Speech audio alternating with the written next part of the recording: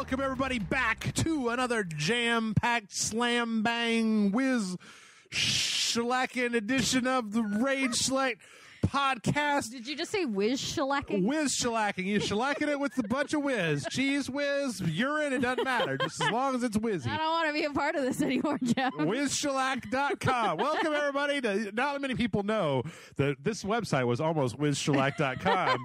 But Jason was just like, what about Rage Select? And I was like, yeah, all right. That sounds all right. Yeah, it's the Rage Select podcast. It's the Wiz Shellac podcast, and I'm Jeff. I'm Amanda. And we've got, boy, howdy. We're recording this on Wednesday this week, and so I'm just going to let people know that there was a Splatoon Nintendo Direct that's happening on Thursday that we're not going to get a chance to cover until next week. There really isn't, like, I have to say, there's the summer drought. Yeah. And then there's this fucking week. Yeah. Where, like, my God, is there not anything? There's nothing. There's no news. There's no trailers. There's no. I mean, we have some things to talk about. Oh, we found some stuff to. There's some news. There are some trailers, but like, there's not any big news or big trailers or anything. I even looked at the new Agents of Mayhem trailer, and I was just like, but this is just the same as all the rest of the Agents of Mayhem trailers. They could stop now. Like, we already got my money. Yeah, like, literally, John pre-ordered it, so yeah, they already have our money. Damn the pre-order. Well, before we get into it, Amanda, did you do anything exciting on the 4th of July? No, I worked until like 1 a.m. Wait, I knew that. And then I came here and recorded afterwards. Why did I ask that? I knew the answer to that question.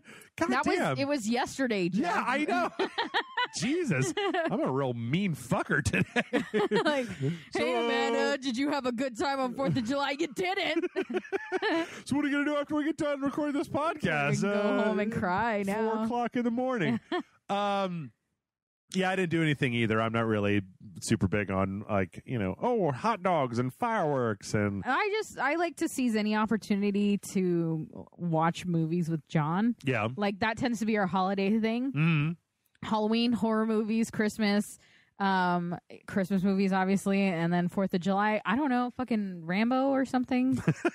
All the Rambos. Like, basically every Sylvester Stallone movie, because they're all pretty fucking American. I did that thing where John asked people about what movies you should watch on the 4th of July. Yeah. And I did that horrible thing on Facebook where I looked at everybody else's comments to make sure that nobody had said the thing that I was going to say. Yeah. And then somebody had totally already said the thing I was going to say. And I found that out after I said the thing. Oh, whatever. Which was Team America World Police. I mean, that's an obvious one. How could you not? I told him, why don't you just play Broforce and then all the characters of Broforce watch their movies. Oh, yeah. Yeah, that'd be... Because that's the most American thing I could think of. That's too many movies. And then I think he just watched NCIS. What could be more American than an NCIS marathon? I ask you, ladies and gentlemen. Well, I tell you what, we've got some trailers. We've got some news to talk about.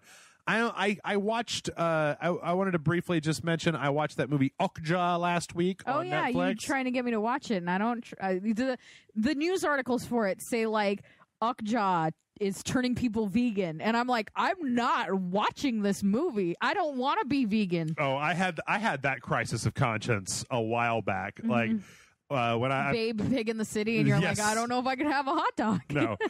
It was actually when I read Fast Food Nation and The Jungle back to back in Jesus, a week and a half. Why would you do that? And I basically had to just be like, well, I'm going to be eating feces, and that's just all there is to it. But I like meat too much to start down that particular road. Yeah. I don't know. I mean, like, see, this is... Sometimes I get real upset with the internet of just like, Okja is turning people vegan. And I'm like, did you motherfuckers never see Charlotte's Web about a pig, about a little some pig? Like, I never wanted to cry over a spider, but it happened. Fuck Charlotte, man. She's fucking spider. I don't know. I liked it. I like the fact that so this is the new movie from the guy who did Snowpiercer. It's a Korean movie about a little girl and a giant pigopotamus thing, which sounds adorable. Yeah. What's interesting about this movie is because it's from the Snowpiercer director. It's fucked up. I was watching it and I was just like, oh, I see where this is going. And I was like, oh, no, wait, this is not where I thought this was going. And then it keeps going. And then there was a part that I don't think needed to even really be in the movie. The Okja sex scene? There was a part that I don't think needed to really be. Your eyes gleamed like I came up with the movie. Oh, no. that was real dark. Oh no. And I was like, I don't want to play this game. I was watching it with a lady friend of mine, and I was like, this happened, and I looked down, and she was asleep, and I was like, thank you, sweet Buddha, for making this movie put her to sleep, because, yeah, there's just this one, it's, actually, the end of the movie gets pretty dark as well. Where they all just sit and eat Okja. While just everybody just... I'm trying to think of what would turn people vegan. Well, I'll tell you. No, you can't. No, would it spoil it? Not. Look, it's a movie about a little girl and this giant monster thing, right? Right, but it's also like a pig, and I have a feeling that it's created to. Like, this is the first 5 minutes of the movie. Is that Tilda Swinton comes out and says, "Well, we found this new species of what we call super pigs, and like we're giving a bunch of them. We're giving 26 of them out to a bunch of people, and they're going to raise them for 10 years, and then the best one we're going to pick, and we're gonna have a little contest for them." But it's always been up front that like this is for meat. Things are going to be made for meat. They're supposed to like consume less and excrete less and like still make meat, right? Yeah. So then they make the giant thing have like, you know, people eyes, and it like loves the little girl. Yeah. And like, you know, it hugs her in the first like 10 minutes of the movie. Pigs hug. Pigs are very affectionate.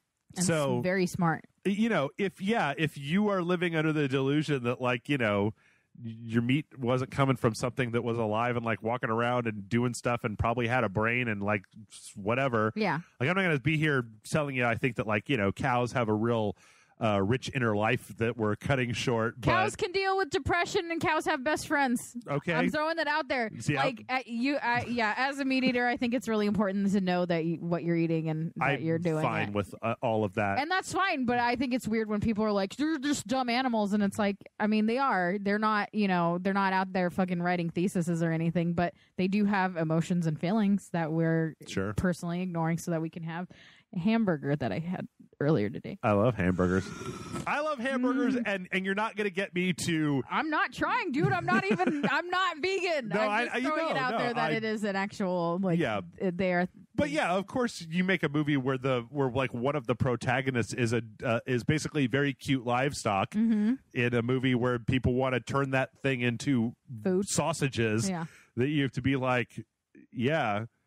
But for me, I was just like, well, yeah. I mean, you don't know that we're alive. What? Never mind. Okay. But anyway, I really liked it, and it actually. It turned out that they're mutated humans. I'm not. Is it some kind of weird, like, oh, okay, Soylent. no, okay, the fucked up thing that you're like, it's real dark, is a person having sex with a pig, and then the pig gives birth to this super pig. Yep, you got it, Amanda. Nailed it. It was about bestiality. This is why I'm not allowed to pitch movies in Hollywood anymore. But I don't know. It's free on Netflix. If you got Netflix, I think you should go watch it. I mean, okay, so it might cost you your soul and diet. Well, yeah. Here's if you feel like you're gonna like turn against meat because you saw a cute pig, then probably don't go. It's not a movie to watch if you're like I can't watch animal cruelty thing, is it? Yeah, ish. Yeah, I would say ish. See, because that's if my you're thing sensitive is that, to that. Like anytime I see where it's like it's about a boy and his dog, I'm like, I'm not gonna fucking watch that movie because the second somebody kicks that dog, I'm gonna be depressed and I don't want to watch it. What I liked about it though was it is ostensibly. I feel like it was ostensibly a movie that a child could watch, except that there was some real dark shit in there, and it was really original. And I didn't know. I mean, you know, it didn't exactly. It wasn't like it blows your socks off. You've never seen anything like this before, but it was pretty original, and that's a thing that I really enjoy is seeing something that I'm like, oh, I've never seen it. It's kind of like Snowpiercer, right? Yeah. Where I'm just like, oh, I've never really seen this particular movie before. You know, it was fine. Yeah. So, yeah, go watch Okja. Do it, I guess, if you want. But before we get into the actual news, there were a bunch of trailers this week for other things that are not video games. Yes. Since we have very few actual video game trailers. The first one will definitely convince you to stop eating pickles. Nothing will stop me from eating pickles. It's Pickle Rick! Pickle Rick! It's the season 3 of Rick and Morty trailer. This looks fucking great. It's It looks epic. There's like a lot of shit going on in it. Yeah, I like what I'm seeing here so far. Rick and Morty hasn't let me down. I was actually talking with Matt Frank about how I think that Rick and Morty is really creative, and I really like how creative it is in a world where a lot of times I feel like things start to get real. Like Archer has had a problem with a few seasons where they've just been like, it's good, but it's just kind of by the numbers. Whereas, you know, I kind of want to see this. There's obviously some Mad Max going on in here. There's definitely a whole Pickle Rick episode where it's like a pickle, but he's also got like a cyber suit with like muscles on it, and he's punching people. And I don't know. I really like Rick and Morty. I really like what I'm seeing in this particular trailer. I mean, it just feels like they have the like no logic. Like, they can't break their own rules because there are no rules, if that makes sense. Yeah. And that kind of means that anything can happen. I'm still not 100% convinced that everything that happens in the trailer is actually going to happen on the show. Is actually going to happen on the show. You think like a bunch of it's a fake out? Yeah, I think a bunch of it is just that they're dicks and they always do that. Yeah, I could see that. That would be pretty cool. I mean, I can I notice there's a few things that I could notice in here, like especially because part of the trailer is actually the episode that's already come out. Yeah, but which I haven't seen, so I can't. And there's some implications in this trailer from a few things that show up where I can be like, oh, it's probably going to have something about this is going to happen at some point, but I don't know. I think it looks real good, and can't wait to watch it at the end of this month. End of this month. July? I thought it was at the end of August. Is it the end of August? Let's see. This is July. Yes. So it's August. Yes. Yeah. So so much longer to wait. Just rewatch it. What, the trailer? No, yeah, over and over again until August. No, the whole series until August. Yeah. Next up, there's a trailer. I don't really know if this just came out. I mean, I'm looking at it on a when does this say? This said it was purchased. It was published on July 2nd. I don't know if this has been out or about beforehand. I didn't really even know this was happening, but apparently Cartoon Network has commissioned Fooly Cooly 2 and 3. Yeah. And there's a trailer for it. It's real weird looking. Like, I mean, I don't know. I don't recognize. Yeah, not like the totally logical, not weird original Fooly Cooly. Well, there is that. There is definitely that. Okay, so I had watched Fooly Cooly when I was a lot younger, and during my drunk Manda go out and drink an entire bottle of vodka days. Jeez. So I did really enjoy alcohol. So I don't remember a lot, and I asked you, isn't it a little bit random? And you were like, no, it's not random at all. And then when you were describing it, by the time you were done describing it, you're like, it's pretty random. It's a bit random. Yeah, I don't know. I'm a little bit torn about this because I mean, it is like the thing that is nice about it. So the good things about it, yes, is that it's the original director of Fooly Cooly, as near as I can tell from the Wikipedia page. And the Pillows are doing the soundtrack, which they did the soundtrack to original Fooly Cooly, and it was excellent. Yeah. I've seen them play that shit live, and it's fucking incredible. I'm a little bit hesitant just because I thought that Fooly Cooly was a very kind of self-contained. It had unanswered questions. It had a bunch of unanswered questions, but that it was one of those things where like the world had unanswered questions, but the arc of the main character was complete, satisfying. Maybe not completely complete, but satisfying enough, right? And I remember being really affected by it when I originally watched it, and so I'm a little bit leery. I'm just a little bit leery of like continuing a thing off of name recognition. Yeah. I mean, even though this is the best possible scenario, is original director, original, soundtrack, like original production. I mean, the studio. animation looks beautiful in it. It very much looks like, from the few things that are in here, it very much looks like the mecha design and the character design and all that stuff reminds me of Fooly Cooly. So I really don't want to have to go back and rewatch Fooly Cooly before this comes out. Does this interest you at all? Yeah, it does. Yeah. It's like finding out. I mean, I can't express how drunk I was while we were watching. enough. But so like it's like when you get blackout drunk and then you find out like it's almost literally that, where the next day like you're trying to piece together what happened, and now it's like I remember bits and pieces of what I saw previously. So now I want to go back and like see how far I actually saw, and so it makes me want to watch it because I have a feeling John's going to want to watch 2 and 3. Yeah. And so I will probably have to watch 1 if John's going to watch. I thought that the original was not long, that it was like 6 20-minute episodes or something like that. Like it wasn't redonkulous. I'm not an anime watcher. Okay. So it always and this isn't like anime isn't good or whatever. It's just I feel like some parts of it don't grab me. Okay. And so it doesn't matter how short or long it is. It feels like a chore. Okay. Even if I like it. I think the only anime I watched all the way through without it feeling like it was anything was One Punch Man. Okay, I could see that. Have you ever watched... And I've watched Samurai Champloo, and I've watched Cowboy Bebop. Okay. Not all the way through, but most of it. I think most of Cowboy Bebop and like half of Samurai Champloo. Fooly Cooly is also like redonkulously Japanese, especially in like some of the jokes that they make about... Like they have parts that are just like a manga, where like the whole thing turns into like a manga, and like, yeah, I don't know. I feel like it's not... If somebody was like, what should I start watching? Which anime should I start with? I'm interested in this anime thing. What should I start with? Fooly Cooly would not be the thing that I would say to them. And to be honest, I think when we were watching it, it was because the people I hung out with were all anime people and I wasn't. And then I think this was one of the first animes that I really like, besides the obvious like Sailor Moon, Samurai Pizza Cats and shit that like were totally, to me, like beyond that at some point. This was my first real venture into anime. And not a good choice. Really not a good choice.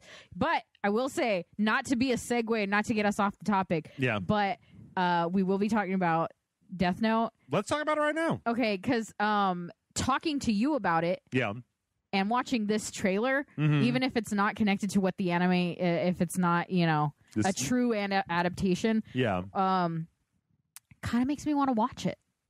Death Note, I feel like is one that is... I feel like that one is fairly accessible because... I just don't like the fans. Of Death Note? Yeah. Okay. Well, that's the same way I feel about Steven Universe. Yeah. Oh, yeah. No, I'm with you on that, too, because I used to watch Steven Universe, and I stopped watching Steven Universe. Yeah. What is it about the fans of Death Note that you don't like? Just, let's get everybody all stirred up here in the comments. They're like, Amanda doesn't like anime. Fuck her. And then I'm like, what's wrong with Death Note fans?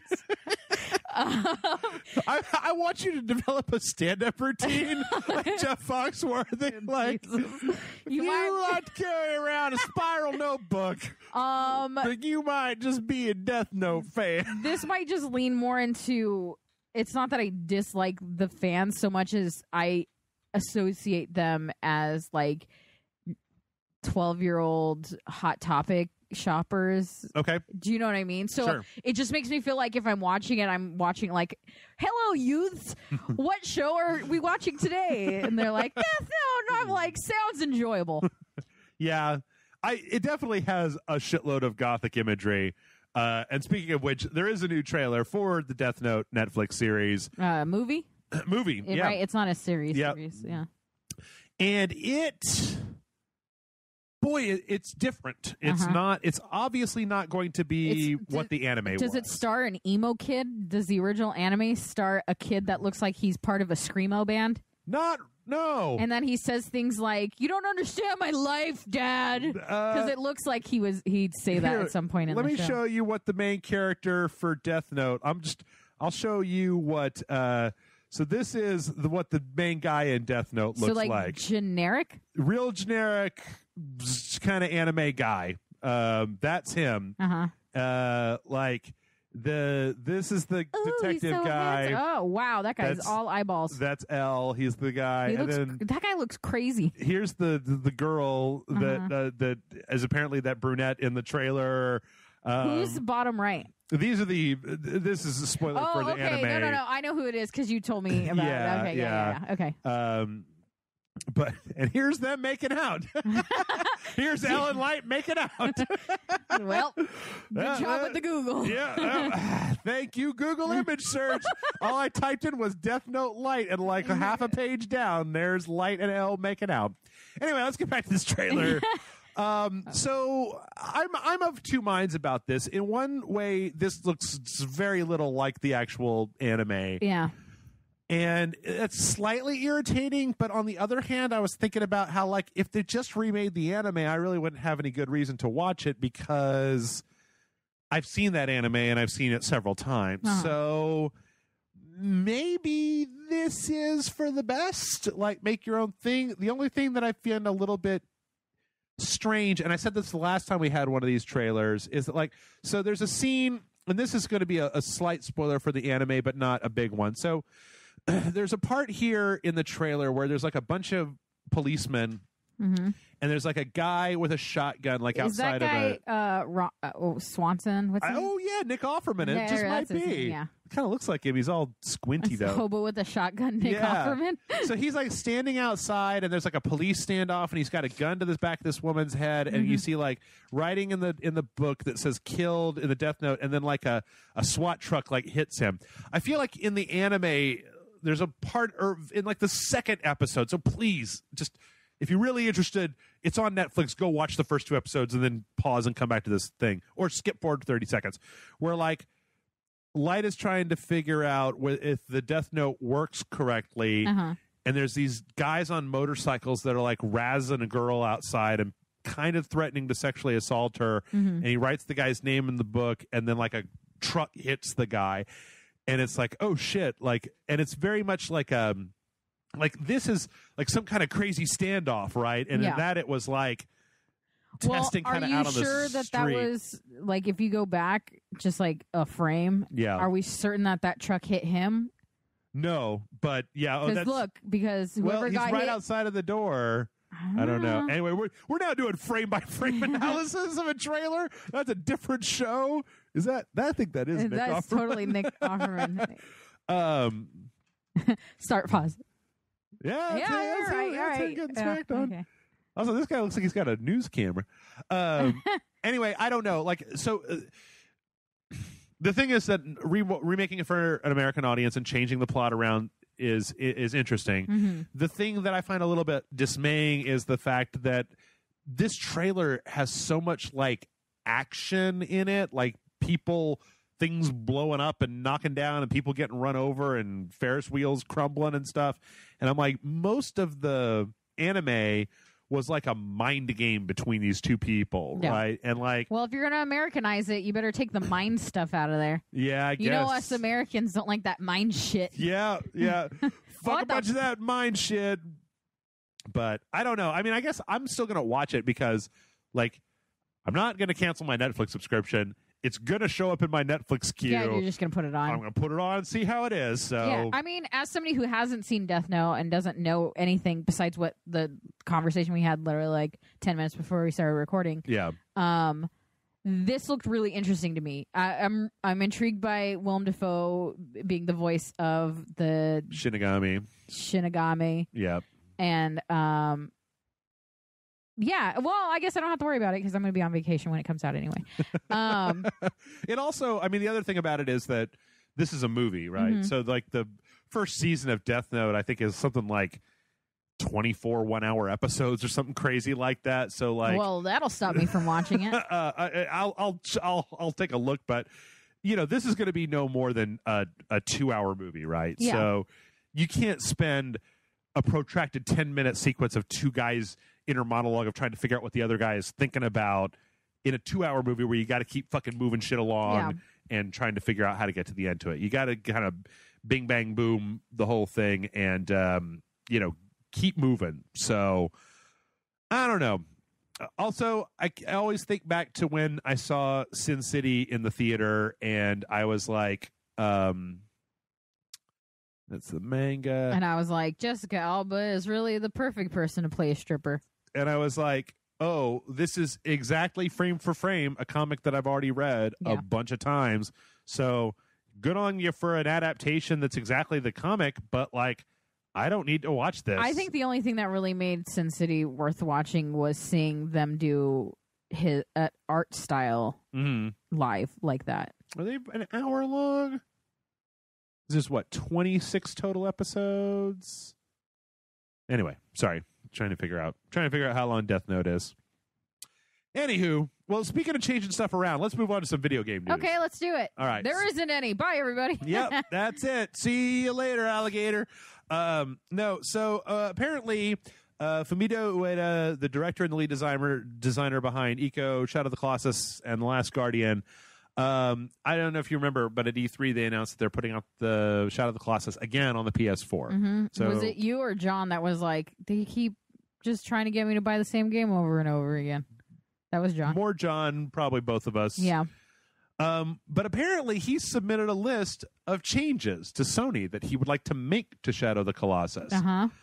He won't talk about them because he's like, said, first of all, everyone's in a bikini. That's right. It's all the Colossus have giant tatas now, and it has the Dead or Alive slider for the boob physics. Yeah, yep, so they boob can physics. jiggle. Yeah, I'm gonna say that instead of Blue Point Games, it's gonna be Team Ninja making this game, and I want to see 10-ton tatas just swooping back and forth. And he wants it to be a rhythm game. Yeah.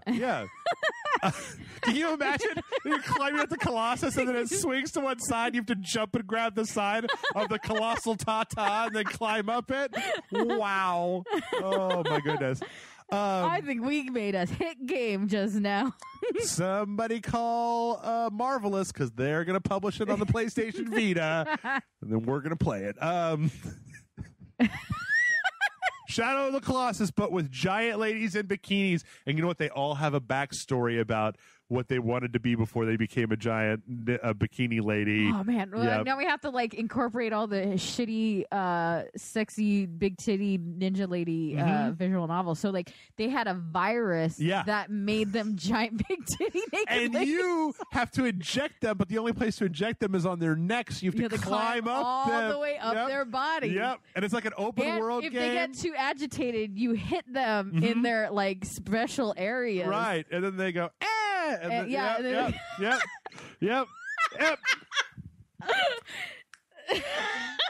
I know one person who would buy it. Anyway, let's get back to Shadow of the Colossus. So he submitted a list of changes that he actually wants to make to the game. Won't discuss what they are because he said that, like, if they don't make it in, that could cause a lot of trouble. Like, if he says a thing and people get excited about it and then it doesn't end up happening, we can all understand that. Yeah. But it brings up a really interesting question, because a really interesting point, because this actually makes me more interested in playing if they're going to go change some stuff in the game as opposed to playing a game I've played 3 times, a 4th time, especially when it comes to the Colossuses, where you just have to figure out one time how to get up them. But it does bring up an interesting question of, you're releasing a game for this generation, do you change? I actually feel like this came up a little bit in Crash Bandicoot, because apparently they put like a lot more extra lives and they made the game less difficult than it was originally. I was reading, as numerous people pointed out.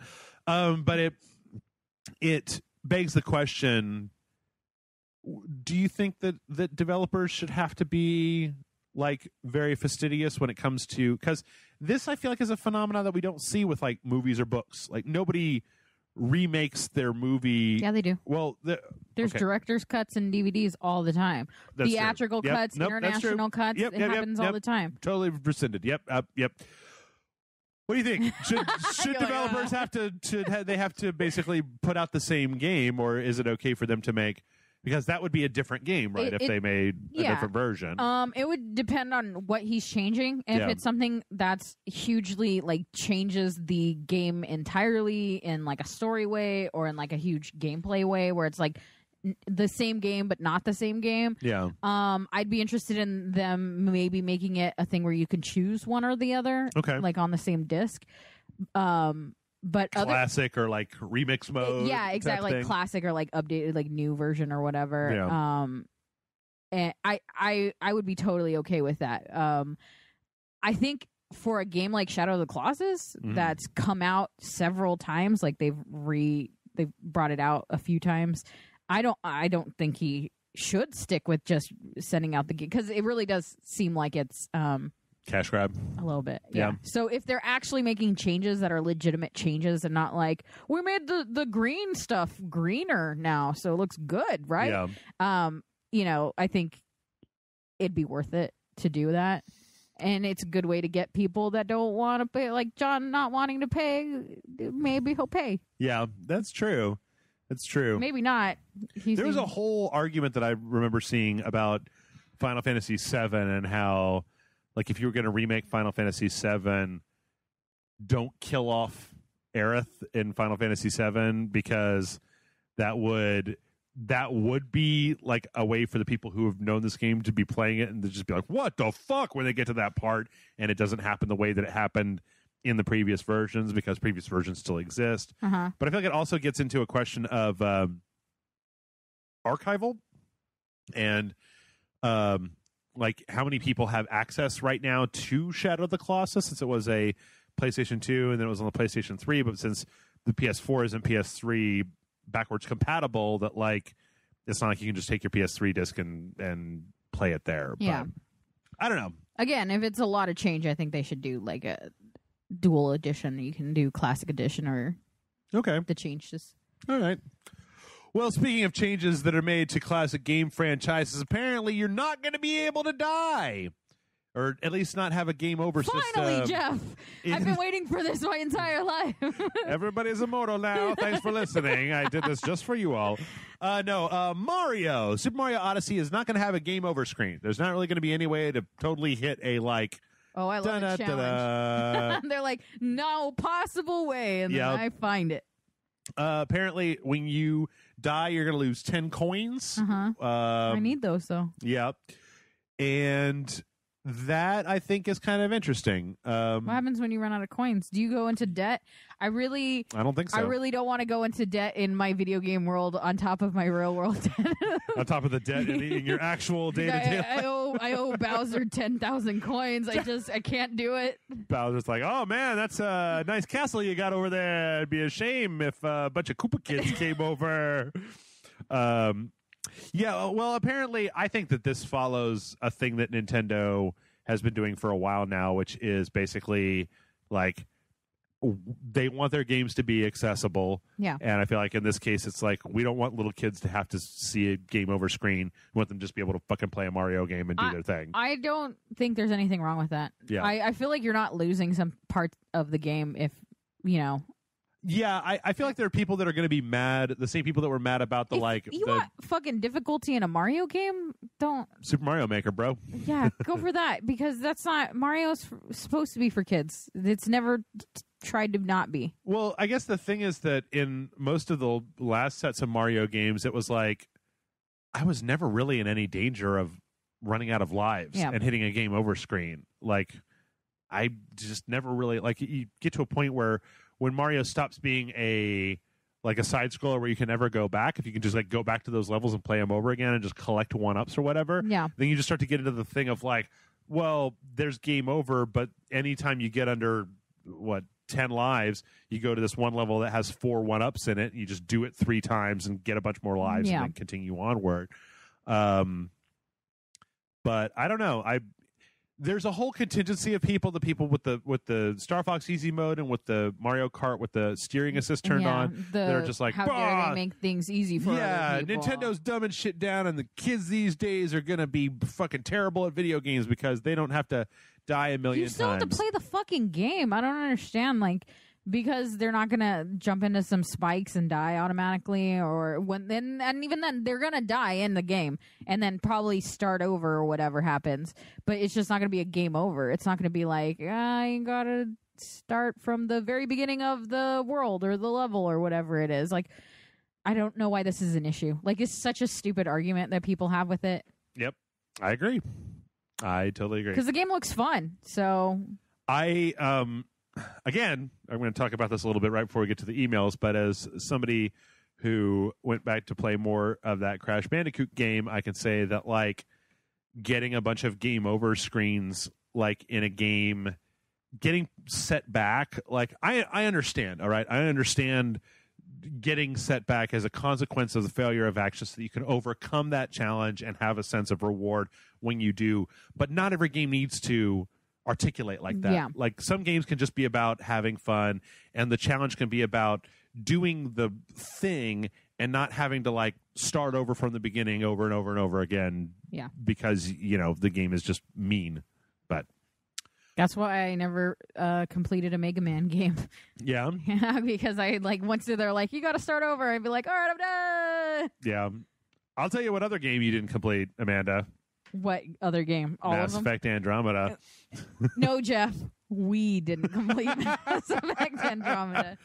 Well, speaking of Mass Effect, I'm glad you brought it up, because speaking of Mass Effect Andromeda, this week there was an announcement that apparently there's going to be zero single-player DLC, at least for Mass Effect Andromeda. Oh, no. Well, it's funny because that's a little strange. Like, the rest of the Mass Effect series outside of, I think, did 1 have DLC? Dude, I don't remember anything I think about it had 1. a little bit, but 2 and 3 both had fairly massive, fairly intricate, pretty well-received sets of DLC. Yeah. And I always thought it was a good opportunity for BioWare to go in and basically, like with 3, you know, they worked on the ending, and then they added that DLC that softened the ending, and there was between Leviathan and Citadel that, like, one gave you a telegraph of how the game was going to end, so it didn't just come out of nowhere. Yeah. And then 2 gave you an opportunity to have a big fucking house party with all your fucking friends and say goodbye to everybody before you hit the end of the game. Date rape Vega. Right. Can you? Yeah, because the entire game, I tried to have sex with him. Yeah. And he said no. The entire time when you play Citadel, he still says no, and then he wakes up next to you. So what? And then he literally goes, "Hey, can you not tell the crew about this?" And she goes, "Sure, if you make me breakfast." Yeah, it's fucking horrible. Okay, Mass Effect. I don't know. It's funny because I spend a lot of time railing about DLC. And, you know, the gaming world in general, I feel like, doesn't super like DLC. But, like, man, some Mass Effect DLC, like Lair of the Shadow Broker, I really like that DLC. Like, it really added a lot to the game.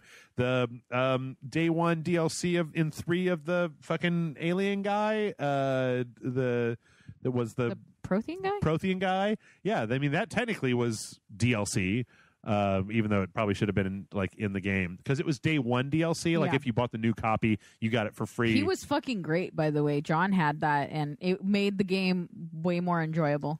You shouldn't be able to play Mass Effect 3 without that guy. Yeah. You should not be able to play Mass Effect 3 without talking to that guy, because it's, like, too important. It's super crucial to the story.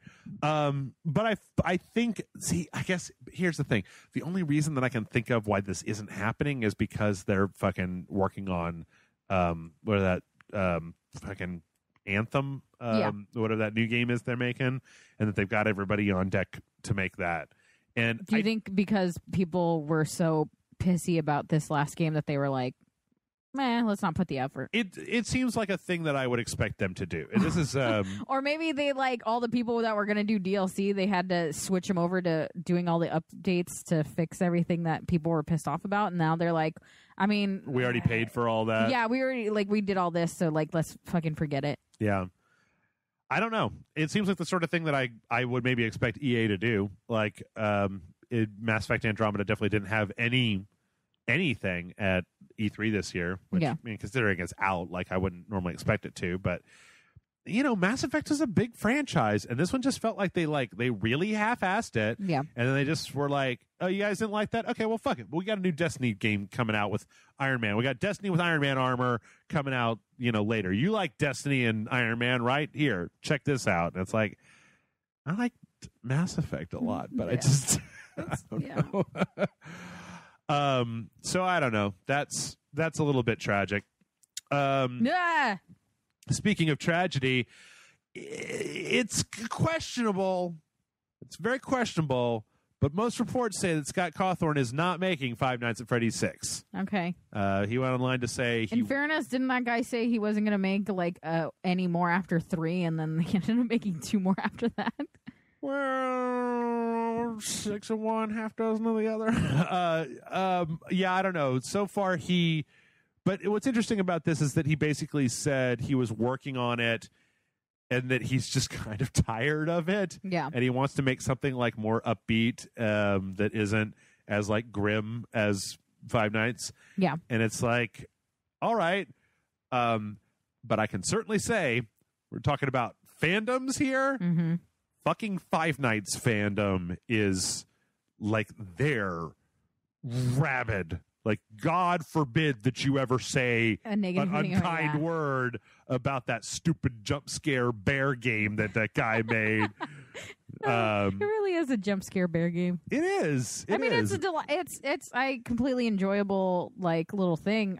I'm shocked by the that shit caught on like wildfire, and I don't 100% know why. And I've watched playthroughs in their entirety. Like I don't play it. One, I don't have the capability of playing it, and 2, because I'm chicken shit. Right. And it's I watch Let's Plays with the volume real low. Right. I don't. It's the noise. It's not the jumping out. It's the whatever fucking noise. Yeah. And I watch Let's Players, which means their reactions are never like, "Oh, that was scary." Their reactions are like,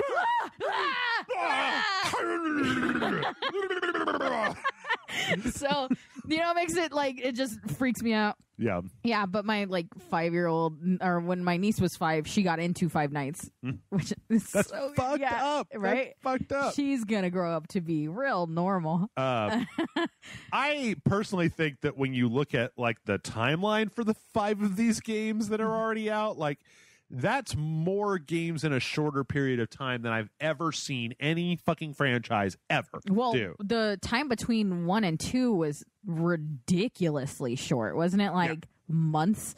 Everyone's like, "Oh man, this is great." He's like, "All right, cool, I got the next one out." Everyone's like, "What?"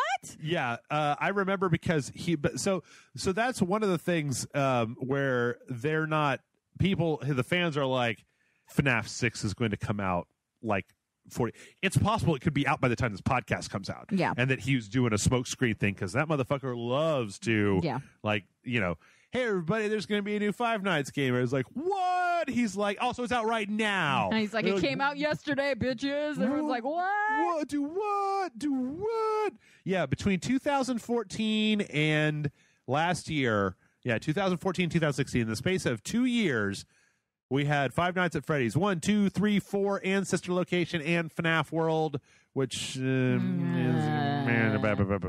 but I think that Scott deserves a rest personally. So Yeah, Jesus, give that guy a break. also, he's apparently talking with Blumhouse is making a movie out of it too. I'm actually hyped as fuck because you can make a really decent scary movie off of that. And the fact that I have not seen a horror movie based on Chuck E. Cheese style animatronics is insane. Especially fucking the Weeping Angels, like Slender Man, like things that only move when you're not looking. Yeah. Like that episode of Doctor Who shows that you can do this shit with like zero budget. Yeah. Like it's actually scary because, And at the very end of the movie, at the end of the last credits, then Freddy Fazbear up on the screen. Oh, man, that one just golden Freddy just in the background.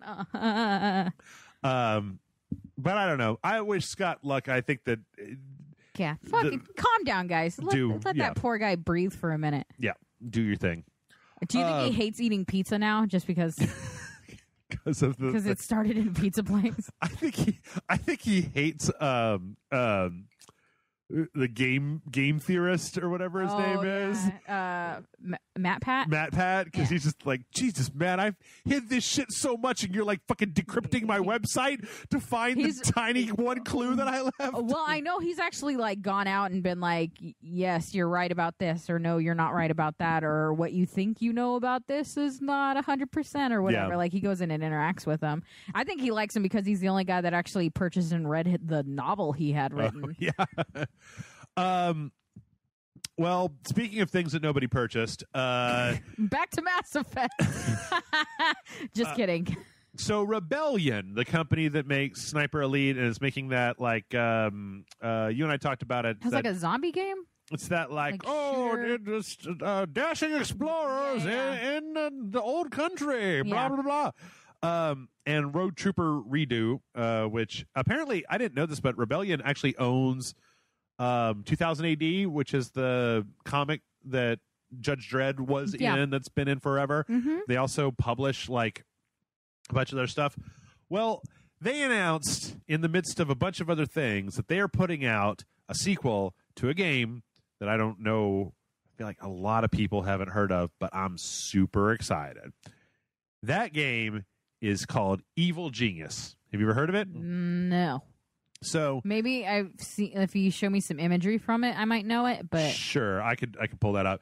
So Evil Genius was a video game that came out long time ago, 2004. Mm-hmm. And it was basically like it was kind of like one of those games where you build a base like Dungeon Keeper, except that instead of building like an underground base, you're building like a 70s Bond villain lair in a volcano, and then like hiring like drones, and then every so often like a little. Can you have sharks with lasers on their heads? I think you might be able to. I think you might be able to. It seems kind of I think I put it down under like a almost like a SimCity style thing. Not, you know what I mean, where you're just kind of placing things around. Yeah. Yeah, you're not really like directly interacting with things, but you are kind of trying to build a base, and it's got this very like Super Spy, like I said, 70s Super Spy kind of thing. And then like every so often little like James Bonds, like little secret agents. Secret agents are trying to get will try to break in. Like there's one that's like a James Bond, and there's one that's like I love games that let you play as the villain. Has like a kind of a blaxploitation style secret agent. And little special forces. I wonder, do you know for sure the sequel is going to be spy based? Because I'd be intrigued if it's like superhero based. I don't know. They didn't actually talk very much about it. They did say it's going to be, because they did put out later on. Zynga put out a like Evil Genius online like kind of Facebooky game or whatever. But this is going to be like a single player game. And apparently it's going to be a direct sequel to this. So I assume it's going to be Super Spy. But this was a real fun game, and I personally think that the 70s Super Spy aesthetic does not get enough love. That's true. Because I want to play... I don't even want a new one. I just want a current generation remaster of the No One Lives Forever games. Please, pretty please, because those games are fucking incredible, and Kate Archer is like a wonderful character. Do you even know what I'm talking about? No. Oh my god, they're the best. It was a whole series. There were two games, and they were both.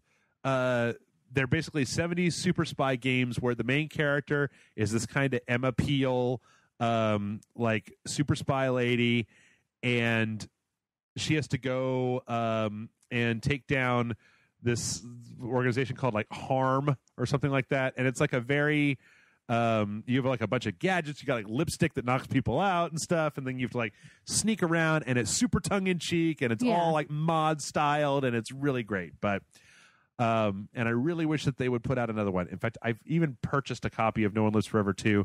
I want to do a sequential on it, but you can't, you either have to play it in 4:3, or you have to put on a patch that makes it 16:9, and then it's like the UI gets all fucked up, and I just don't know. I've done 4:3 games before, but it's also like 12 hours long, so it'd be kind of a hell of a sequential, but might be worth it. I mean, we do hour-long episodes for our sequential, so it'd only be 12 episodes. So only 3 months. I mean, yeah. Yeah. That's not long. It's not I've long. seen 25-episode sequentials, Jeff. Well, that is true. Speaking of things that are not long or are long, there's never mind. Speaking of things, my segue game's been on point today. Speaking of things that I would like to play on Rage Select, last year I found out about a horror game that was not very well known, and it is called White Day: A Labyrinth Named School. It is a Korean, I believe, game that was created for the PC in like a long time ago. And then a group took it, remastered it, and ported it onto iOS and Android. Okay. And then there was like a way that you could buy it and then apply this unofficial patch to it to run it on like US platforms. Like on iPads and shit? Yeah. And I was so trying to figure out if we could do it for the Asylum. Well, there's a trailer this week, and they're putting it out on the PS4. Yay! And I couldn't be happier because it looks real good. Looks real solid, real snappy, clean character models. Not quite anime, but close. A lot of like just creepy imagery. Looks good. Yeah, it looks like a solid horror game. Yeah. We probably... It's one of those things, though, that I really hope... It's strange. I really actually hope that it... I really hope that it comes out on a week when there isn't anything else, or when there are a lot of other things out, so I can put it in my pocket and save it for the Asylum instead of wasting it. Because that's every year we get to the Asylum, and I'm just like, I already played all the horror games that came out. Yeah. You have to find all those good old ones, man. Yeah. We played a... Yeah, I know. We're at 3 years worth of 5 videos a year. There's a playlist on the YouTube for Asylum playlist. There's an Asylum playlist. Oh, yeah? Yeah, so people can go watch all the Asylum games. Did that just come out of nowhere? This spring from nothing? The playlist that I made? Yeah. Yes. Oh, did you make it? I made all the playlists on our YouTube page. You know this. I literally sat at your desk yesterday and updated it. I was just trying to get you to say it so that I could be like, go check it out, what Amanda did, the playlist. Yeah, there is an Asylum playlist, so if you want to watch all the horror games we've played. Well, speaking of PS4 games. All the horror games for the Asylum. Okay. I didn't go through every horror game. Yeah, speaking of horror, or speaking of PS4 games, so Amanda, I think I showed you. You did show me this. There is a game on the PlayStation Store last week. Can we do a sequential of this? Called 5 stars, 1,000 top rated, world's fastest platinum trophy that's available for like $1.89, and apparently like in 15 minutes, it's just a picture jumble game, and every time you fix one of the jumbles, apparently it gives you a trophy. Yeah. And within 15 minutes or more, you can get a platinum trophy. Yeah. Sony has taken this down. Sony does not appreciate your joke. Which is what you would think.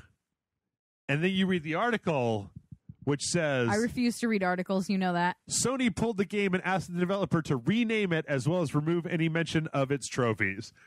So apparently... So it can still do what it did, but it just can't like be blatantly obvious about doing it. I think that part of their problem is the fact that because the actual name of it is Stars, that it's going to show up first in every alphabetical ranking for every game because it goes above numbers. Yeah.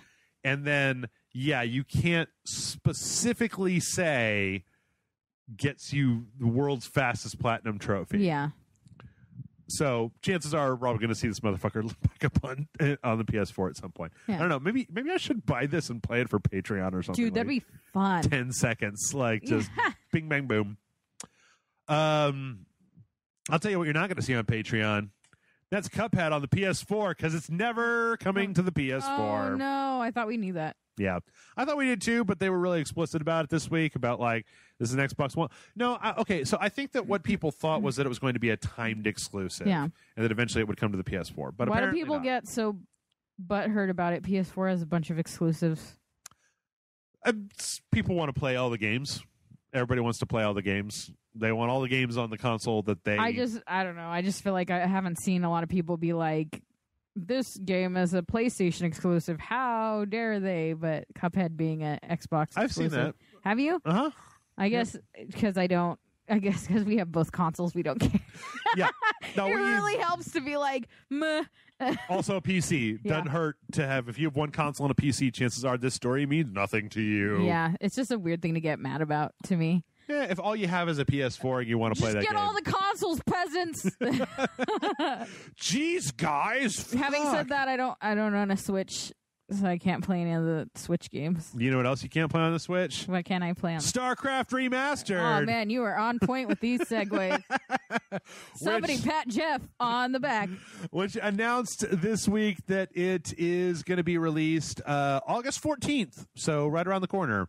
That is... Are you hyped for it? I'm pretty hyped. I like StarCraft quite a bit, and while I wish that they maybe would have done, it's just like they took the original and they kind of like up-res the sprites, and it can run in 4K, and it looks a little bit nicer. And I'm like, I kind of wish they would have gone back and like ported it into the StarCraft 2 engine, but this is interesting. But most people play StarCraft when they play it for like esports, not for like just to play a game. Yeah. And last, but certainly not least, remember Castlevania? Yes. You remember how Adi Shankar is making Castlevania for Netflix? Yes. You remember how last week there was a news story about the voice cast for that? That's not this story. This story is about he's also making an animated Assassin's Creed thing for Netflix. Was this? This wasn't even a segue. It was a fake out. Yeah. What? I was Juke like, and Bob and Weave. You don't know where I'm going with this news. Yeah, apparently that's the thing. Adi Shankar is apparently the new Uwe Boll, apparently, of doing Netflix. Is that bad? I don't know. Your boyfriend does not like Adi Shankar. I'm trying to think of what I don't know him from anything off the top of my head. He's talked to me before about how he doesn't like him. Wow. Yeah. He always looks like that. Yeah. What has he done so far that I would know? The Gray.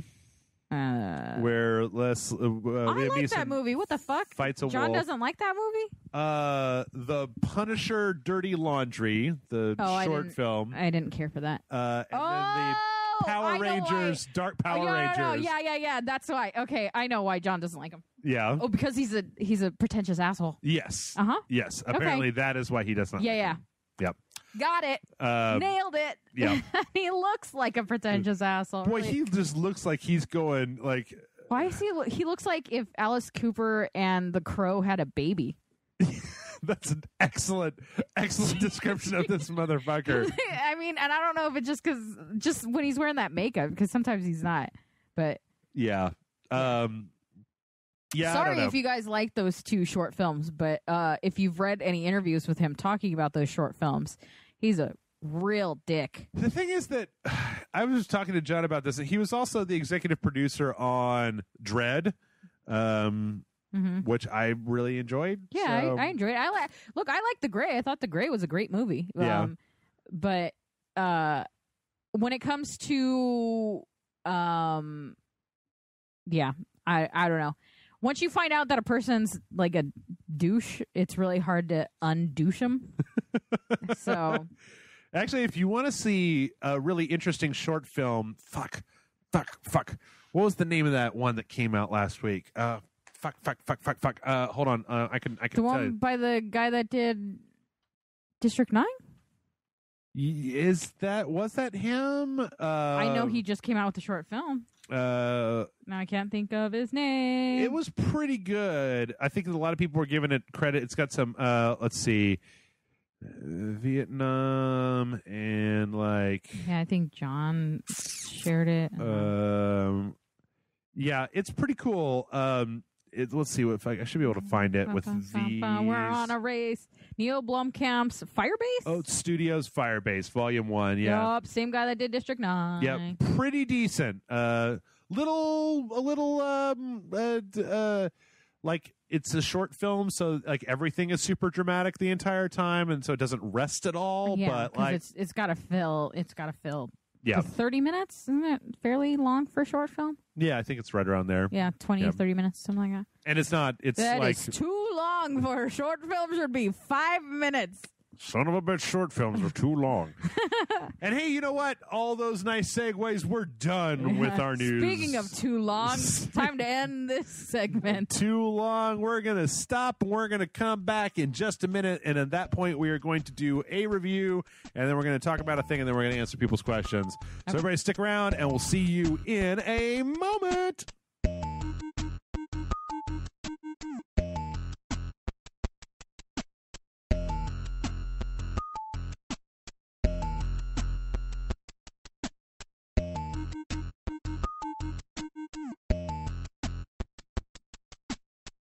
We're back, and it's time for those grim and gritty questions that we have every week. Mail at rageselect.com is the email address to send your questions to. Please send in questions. There were very few this week. I actually asked for some more. So, but before we get into the questions, I've got a couple of things to talk about real fast. Actually, one I was going to talk about more, but I think I'm just going to say, guys, I don't know, I've been a little bit down in the dumps today because of some negative feedback on our Crash Bandicoot videos. I really don't understand why people are just really super bent out of shape, and I don't really need anybody to go into the comments and explain it to me. But if I've been a little bit down today, I apologize. You know, a lot of times I've never, it's been strange because out of all the things that I've crapped on that people have disagreed with me about, it's like, there's just like a lot of like downvoting on YouTube and people just like being real, just like, bah, fuck you, like about that. And I don't really understand why I thought the dojos were fun and that we had a good time, but you know, whatever. Anyway, it's been a while since I reviewed anything, but last week I actually played Arizona Sunshine from start to finish. Oh my God. Yep. So I'm going to say right now that this isn't going to apply to most human beings because Arizona Sunshine is a VR game. If you watch our dojo for it, it was fun. We had a blast. Yeah, you already know that. It's got a single player campaign. It's got a horde mode, and it has like a few kind of remix modes on it that are where you can play the single player game, but you can like change it to be a little bit more hardcore. I have a question. Tell me. Did you wear the fedora the entire time? No, I started changing out for different masks. I want to see if any of them did anything different. Did any of them do anything different? Not that I could tell. I don't know. Should have wore the fedora the entire time. So yeah, if you haven't already seen this, basically this is you play as like a kind of nameless guy who's just like in Arizona. It's a zombie apocalypse, and you're just kind of wandering around looking for survivors. You can play this with the PlayStation wands. You can play it with the controller. You can play it with the move or the gun controller, which I feel like I've read some stuff about how that doesn't entirely work super well. I actually thought the wands were a really great. It's funny, when John first showed me the PSVR, I kind of wanted to see what games I could play without the wands, and now I want to play everything with the wands because having both hands to do stuff, it really is a great translation of one-to-one from reality to VR. And in this case, you're using them to move around and turn, and there's a full set of, you can change the controls so that you can, instead of doing the blink mechanic where you teleport forward, you can actually just literally push a button to walk forward. You can set it so that when you turn, look in a direction, that's where you're pointed and you move in that direction. But then each one of your hands, you can have a gun. And if you're holding the controller, you're holding like a two-handed gun, or you can be having a one-handed gun, but you still kind of use the motion of the DualShock 4 to like line up your shots. The actual campaign is probably between 8 and 10 hours long. I never really got tired of it. Like they keep giving you new guns and new ammo, and on the default normal mode, it was not exactly. It's interesting because in VR, I feel like it's like an entirely different evaluation of what is a good game or not. Because simply if Arizona Sunshine was just a shooter that you controlled with a DualShock 4, it would be not very good. It'd be a budget title, $20. And the main character has some funny stuff where he's talking to himself about the zombies and stuff. But the zombies, they're really only fast zombies, slow zombies, and then they wear. Sometimes you'll see zombies that are just inexplicably wearing like helmets and helmets stuff, or body armor or football pads or stuff like that. Like sometimes there's just a woman in a bikini wearing football pads so you can't shoot her in the chest, right? She was playing bikini football. She's playing bikini football, sure. It's Arizona that originated it. Yep. I feel like the game does a good job of not ever like sticking you for too long in one location outside of one part of the game where for the most part you're like way out in the sunshine doing stuff. Mm-hmm. There's one part of the game where you go into this mine and you spend a long time in a mine that is mostly dark, and in that mine you have to hold one of your hands up as a flashlight. Mm-hmm. But it's really weird because they want you to be, imagine if you're holding a flashlight that the flashlight part is down, is at the bottom of your hand, and the other part, you know how like you hold it like up. If you were like stabbing somebody with the flashlight, right? Like if you're a cop, right? You're like, hey, what's going on in there, right? You're not like looking at footprints on the ground. You've got it backwards, like you're holding it up where your shoulder is. Yeah, you have to do that with one of the controllers. The problem is that it tracks that controller with the ball on the end of it, and when you hold it like that, you're basically hiding the ball from the TV, so from the camera, so it doesn't track very well. I also got to tell you right now that a lot of that shaky hand stuff that you guys were seeing in that video is because the PlayStation VR tracks by the lights on the front of the VR, and when you hold up the ice cream cone with the light on the top to look down the barrel of your gun, you're obscuring the lights on the VR headset, and so it can kind of get lost and a little weird and flimsy. Yeah. It was never enough to really make the game unplayable, but it was distracting. It's not perfect. I totally bring that up front. Also, graphically speaking, it's not wowing the pants off of anybody. Yeah. And there are also some parts where, like, if you're opening doors and you're trying to, like, open a door, like, that opens from right to left, and you're trying to open it with your right hand, the game doesn't track that very well, so you're really supposed to open it with your left hand. This is very granular. What I'm saying is that the controls are not 100% perfect. Yeah. But it's about 8 to 10 hours. I really enjoyed it. Yeah. I really enjoyed the time that I had with it. It's $40. I feel like if you have a PSVR headset, it's kind of a no-brainer because it's fun and it's worth playing. I played the whole thing standing up, which tired me out. I couldn't actually play it. I lost 20 pounds playing Arizona Sunshine. I couldn't play it in extended chunks because I just fucking got tired, right? Like, bringing to light, like, what the fuck am I going to do when Skyrim comes out? I'm going to be like a muscle man. I'm going to be like a Rocky training montage to be able to play Skyrim. That'd be great. Because you got to like swing a sword around, right? Yeah.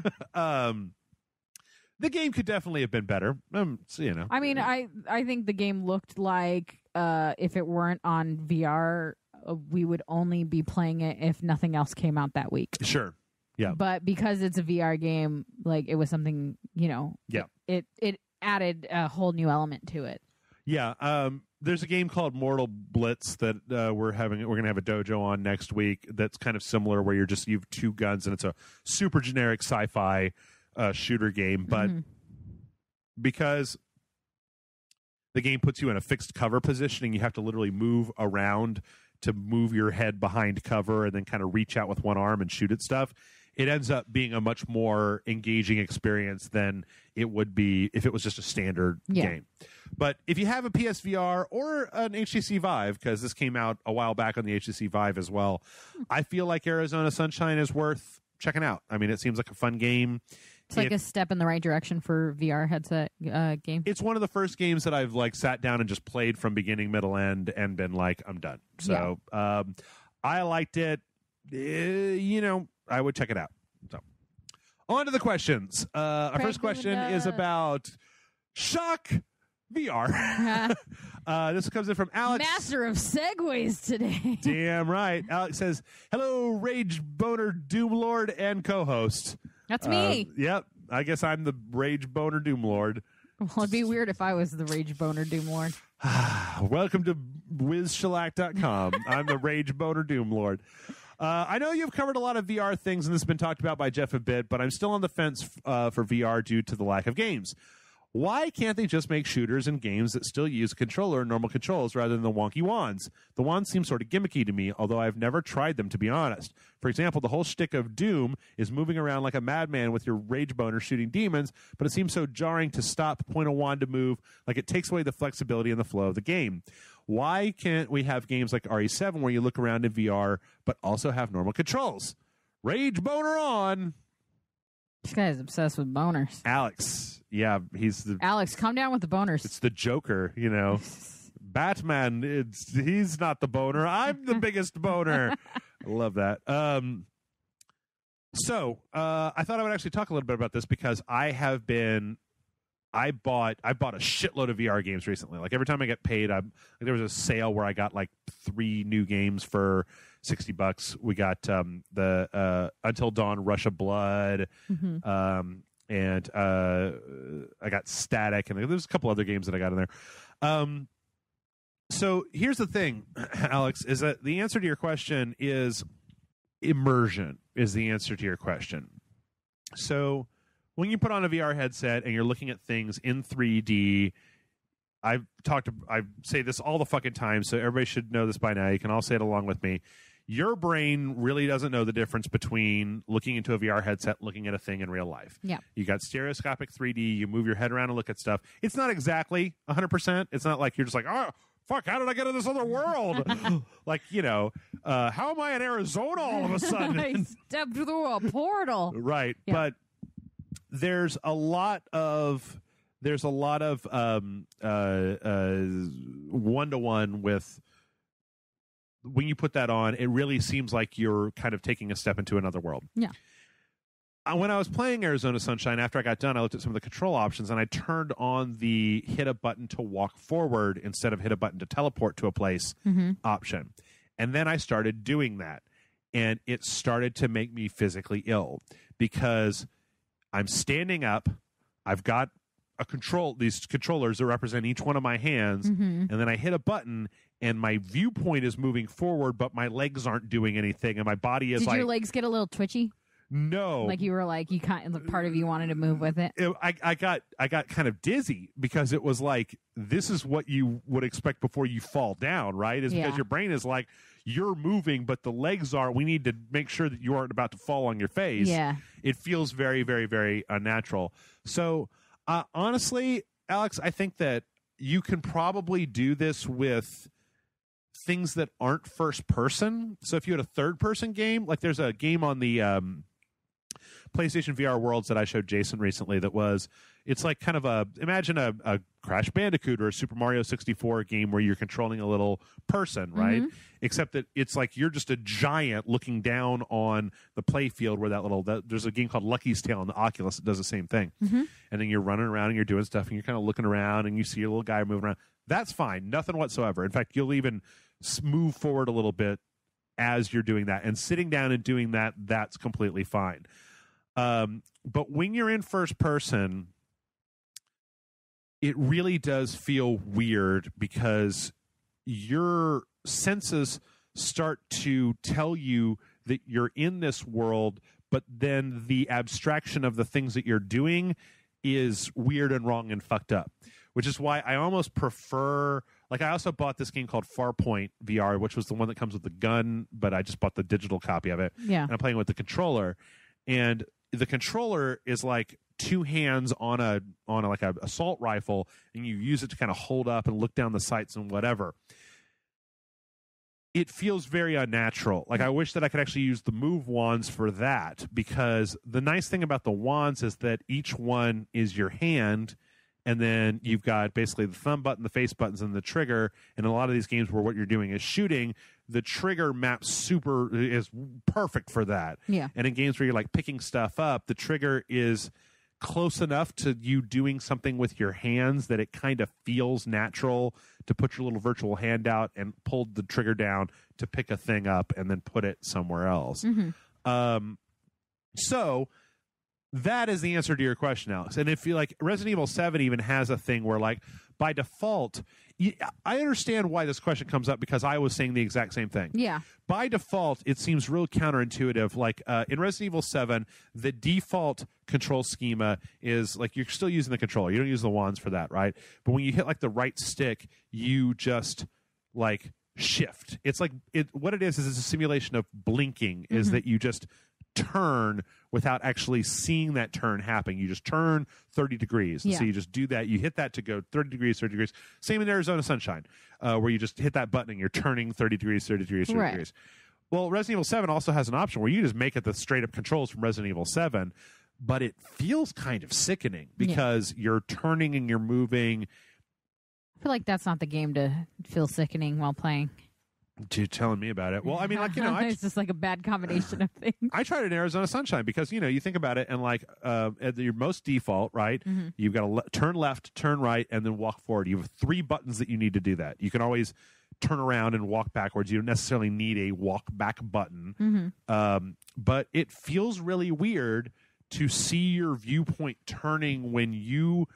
Okay, it feels really weird to see your viewpoint rotate as if you are turning when you're not moving, when in those same games, if you do turn, you're also turning on the screen. So it's almost like a separate input for something that you can already do, but it feels more unnatural than doing the thing that you can do. So it's a thing that you're going to have to overcome. Like, it's a thing that either we're going to have to get used to as gamers, or the devs are going to have to learn ways to overcome that shortcoming, because it just doesn't. It's super nauseating to me, and I generally don't have any problem in VR. Where some people will just put the headset on and in 5 minutes be like, "I'm going to fucking throw up. I got to get out of here." Right? Like, I got no problem standing where you're sitting right now for 8 hours playing Arizona Sunshine, but the minute that I start turning, it starts to become an issue.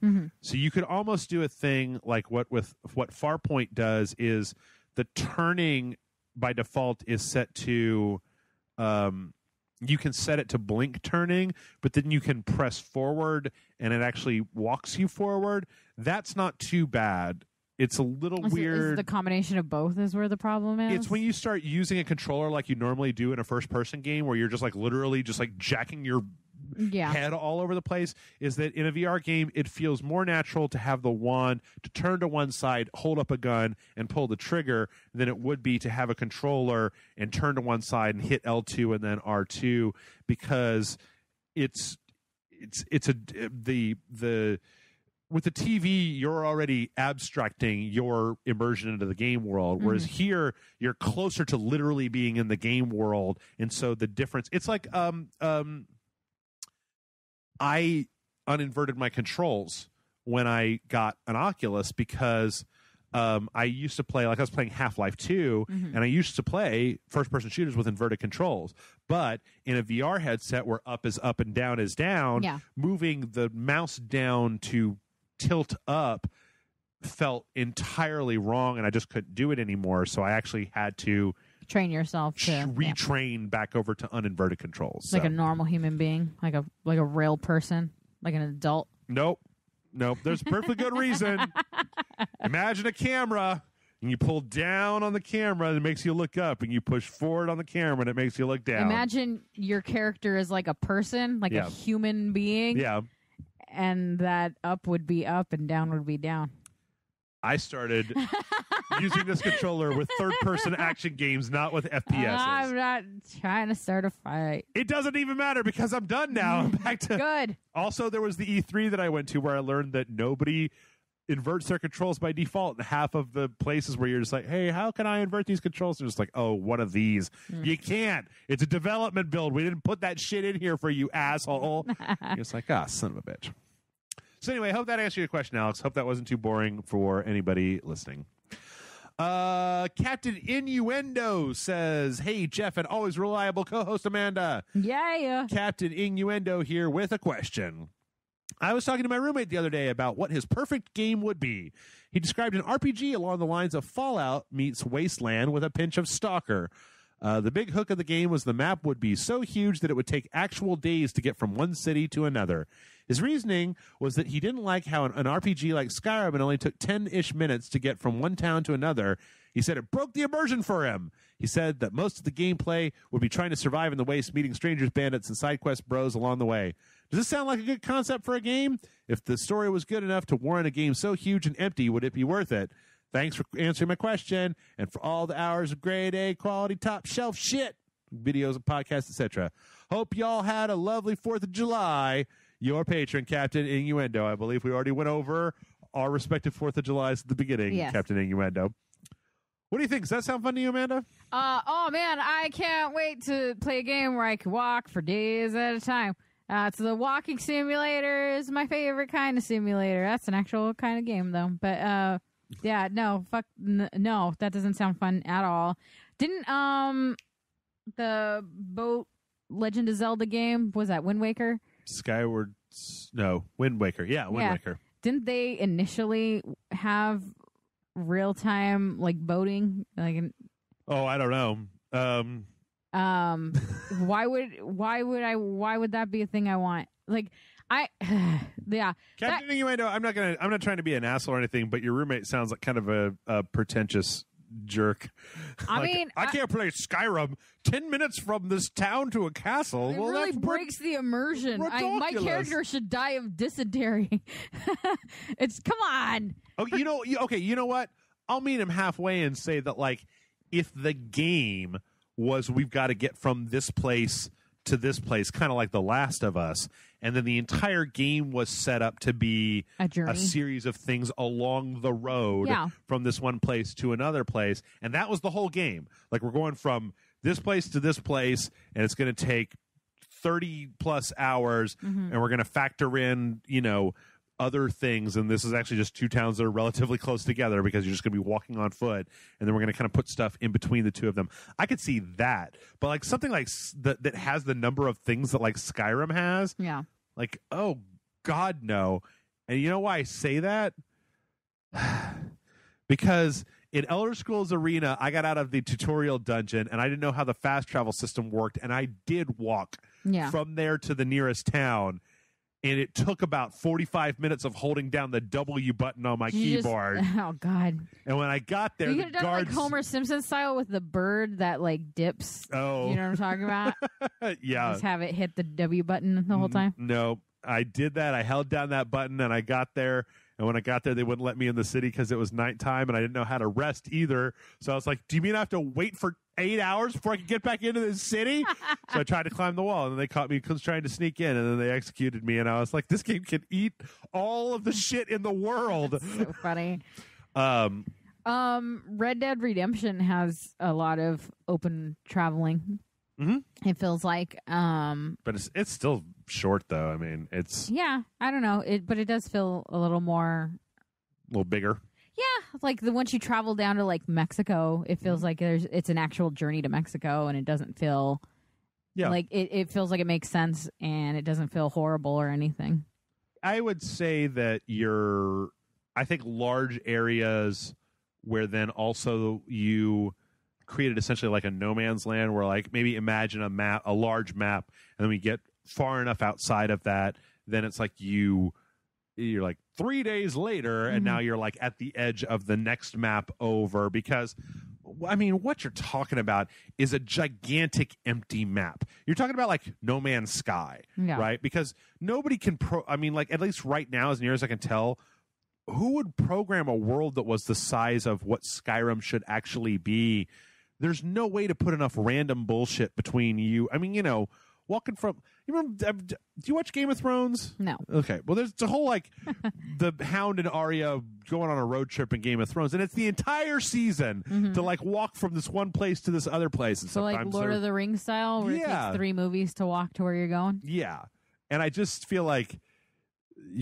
there's a reason. Also, there's a bunch of other shit in video games that nobody really knows about. Like, doors aren't the right size in video games. Are they huge? Yep, they're pretty big.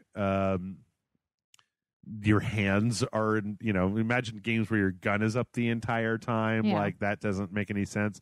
Hell, just the way that firearms work in video games is like ridiculous. I mean, go play Arma if you want to get a realistic firearms experience. But most games, I'm okay sacrificing realism for fun.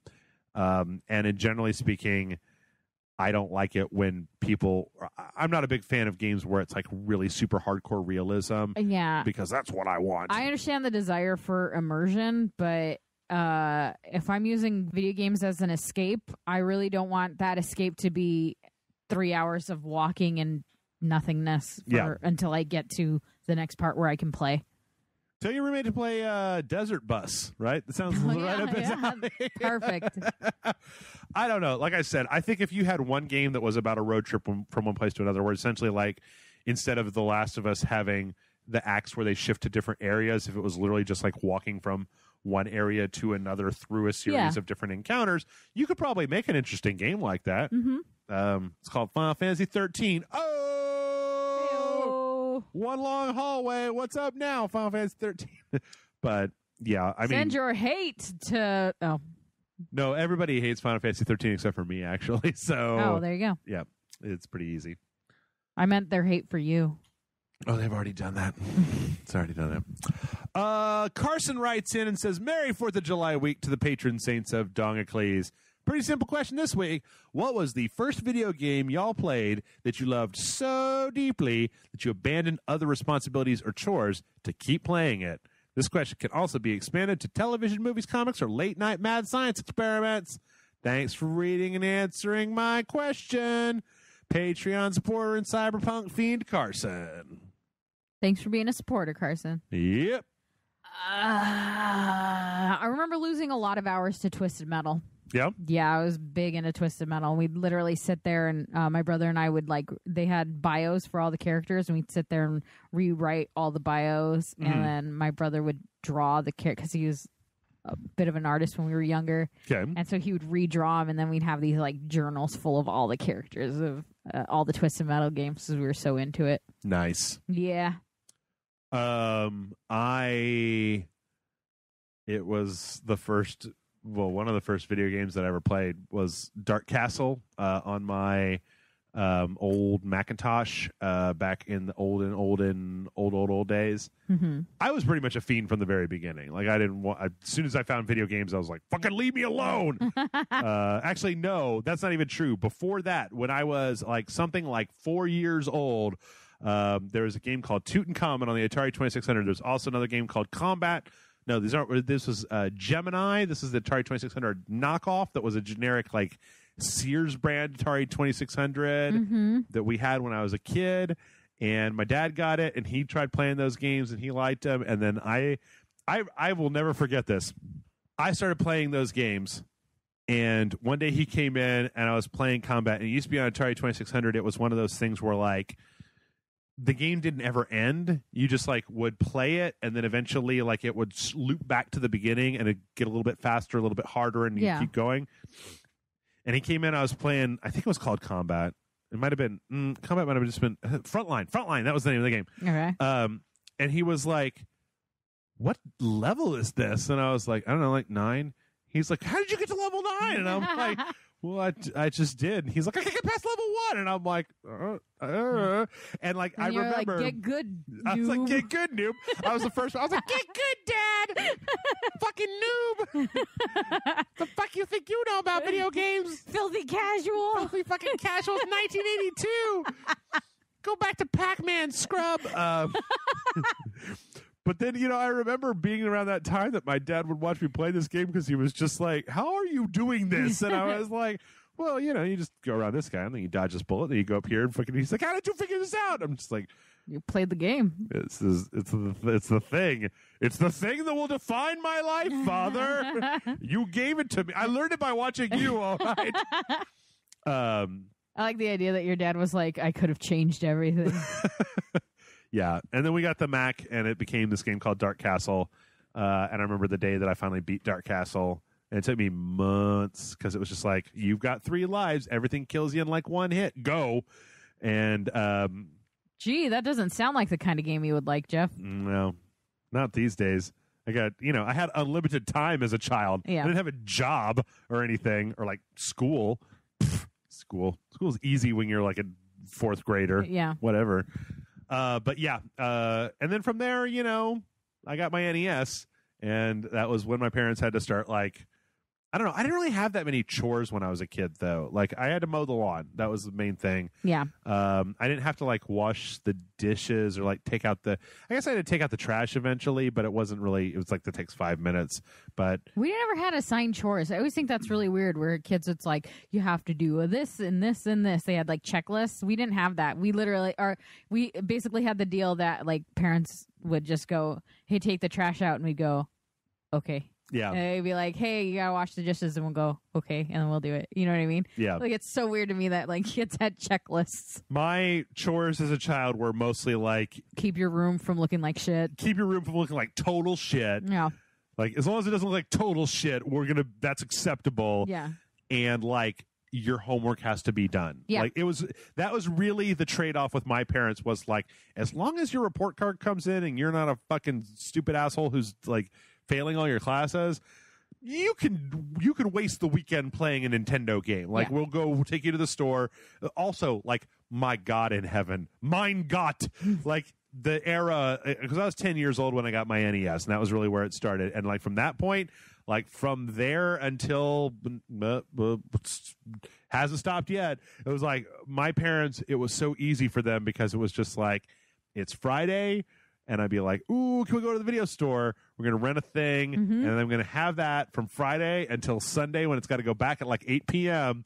And like, once we had 2 TVs and I got one of them, it was just like, just fucking leave him alone. He's just fucking doing his thing. Yeah, don't question it. He's not going out and doing the drugs. Yep. Until he was. And then I started doing the drugs. Then I played games while on the drugs. Then I played games while I was doing drugs. I've done that. Super Puzzle Fighter when you're on LSD is incredible. Really? Yeah. But none of you out there should take drugs. Wink.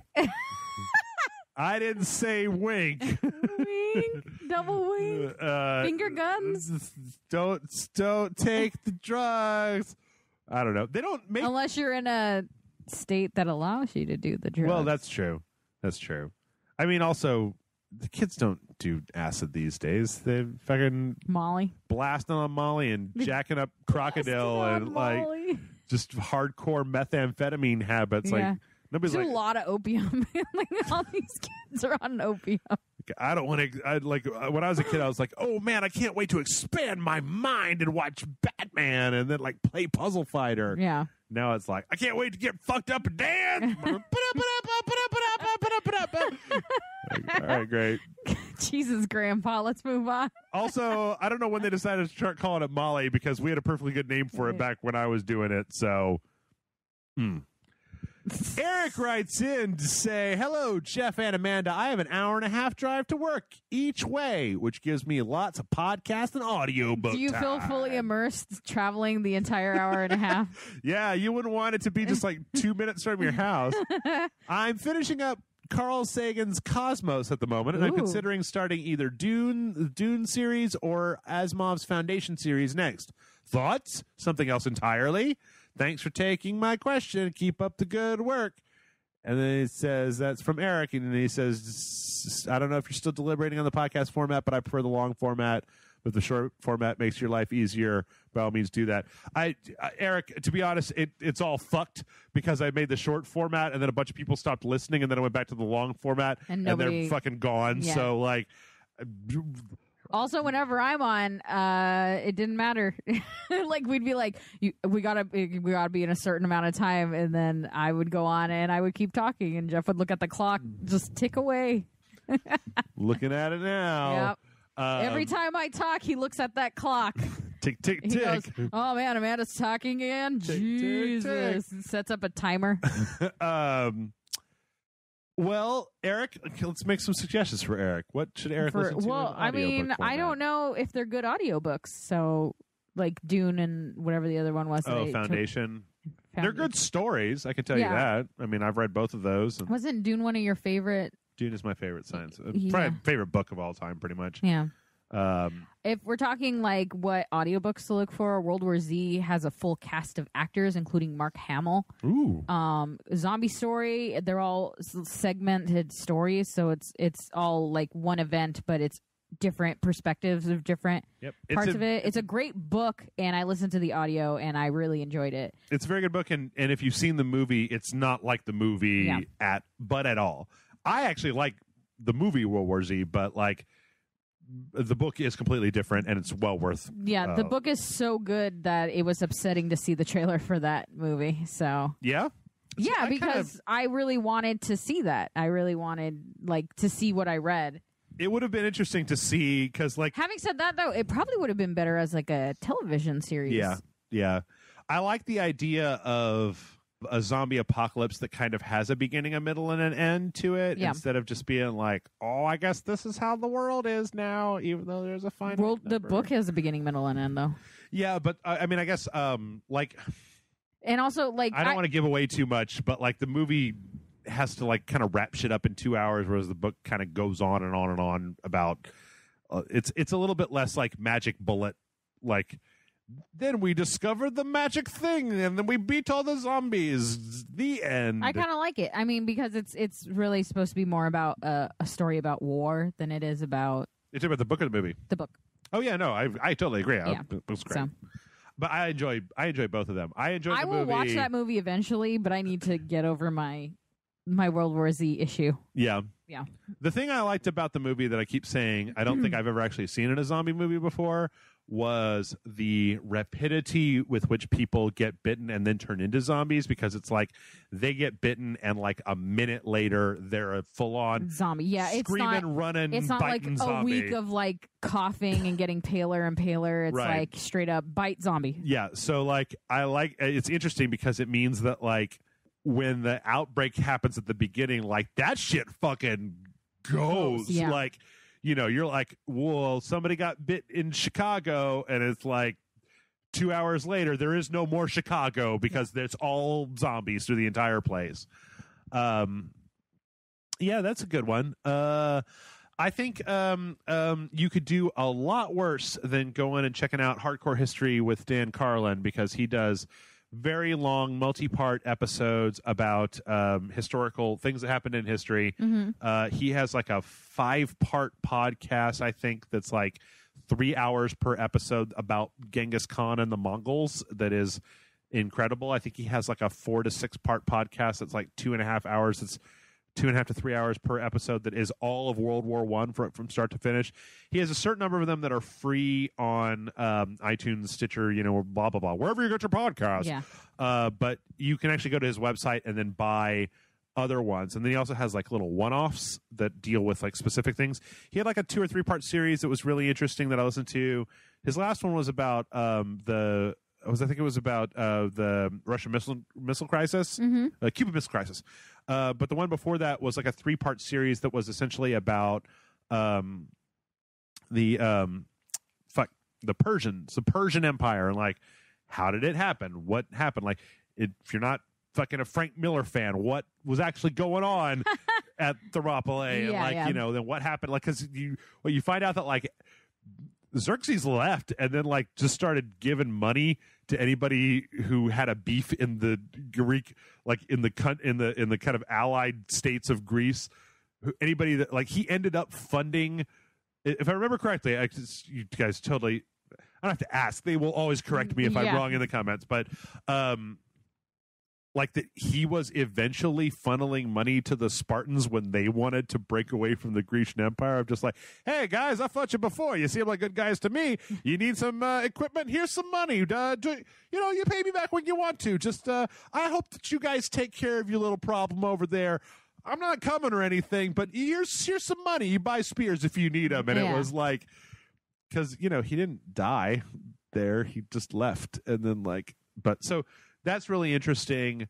You find out an awful lot about how much we don't know about ancient history, because like some of the Mongol stuff like is known and some of it's like speculative, and a lot of times he'll come in with different historians who have different takes, and he'll talk about how like he'll get into a side tangent about how like this event in the 1890s was seen as this type of thing, and then then it changed in the 1910s, and then up until the 40s we thought it went like this, but then this person found this evidence, and then so like he really does get deep into it. The guy's got a super easy to listen to voice.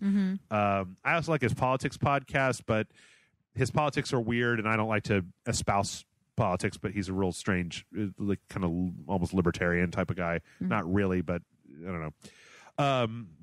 If we're going to podcasts and you like short stories, LeVar Burton of Reading Rainbow fame just came out with a new podcast. Okay. It's only 4 episodes in. It's curated himself, and it's his favorite short stories. Because he really likes short stories. So it's him reading short stories. They have really good editors, so it's almost like a radio drama. Okay. But he's the only voice. So like every character is voiced by him, but they will go in and digitally change it. The first story he did had an alien in it, and he sounded weird. Like they purposely made him sound more they altered alien. his voice. Yeah, okay. like they added like a little like reverb to it and stuff to make it sound like different. Otherworldly. So yeah, LeVar Burton Reads, I think is what it's called. So that's a good one to check out. I had a pretty decent rotation going on there. If you do Tanis and Black Tapes, especially if you haven't listened to them before, there's a big back catalog, and since they're Black Tapes is on a real long hiatus until their 3rd season. Oh, is it? Okay. So you can catch up for a while. I think Tanis won't be coming back, or not Tanis, excuse me, Black Tapes. Is on a real long hiatus, and I don't think they're coming back until after summer or something like that. Tanis also can. I don't know that Tanis worked for a while, but it starts to get a little. I feel like Tanis only works if you're marathoning it. It's really hard to enjoy episode by episode because they refer to so many esoteric things that happen. Yeah, and oddly enough, the thing that Tanis doesn't do, rabbits. So there's 3 in the same group of producers. Oh, is there a 3rd one? There is. It's Tanis. It's Black Tapes was the first one. Tanis was the second one, and Rabbits is like a cousin of the 2. Interesting. So Rabbits is also produced by Nick. Okay. Who's the guy who does all of 3 of them, basically. Mm-hmm.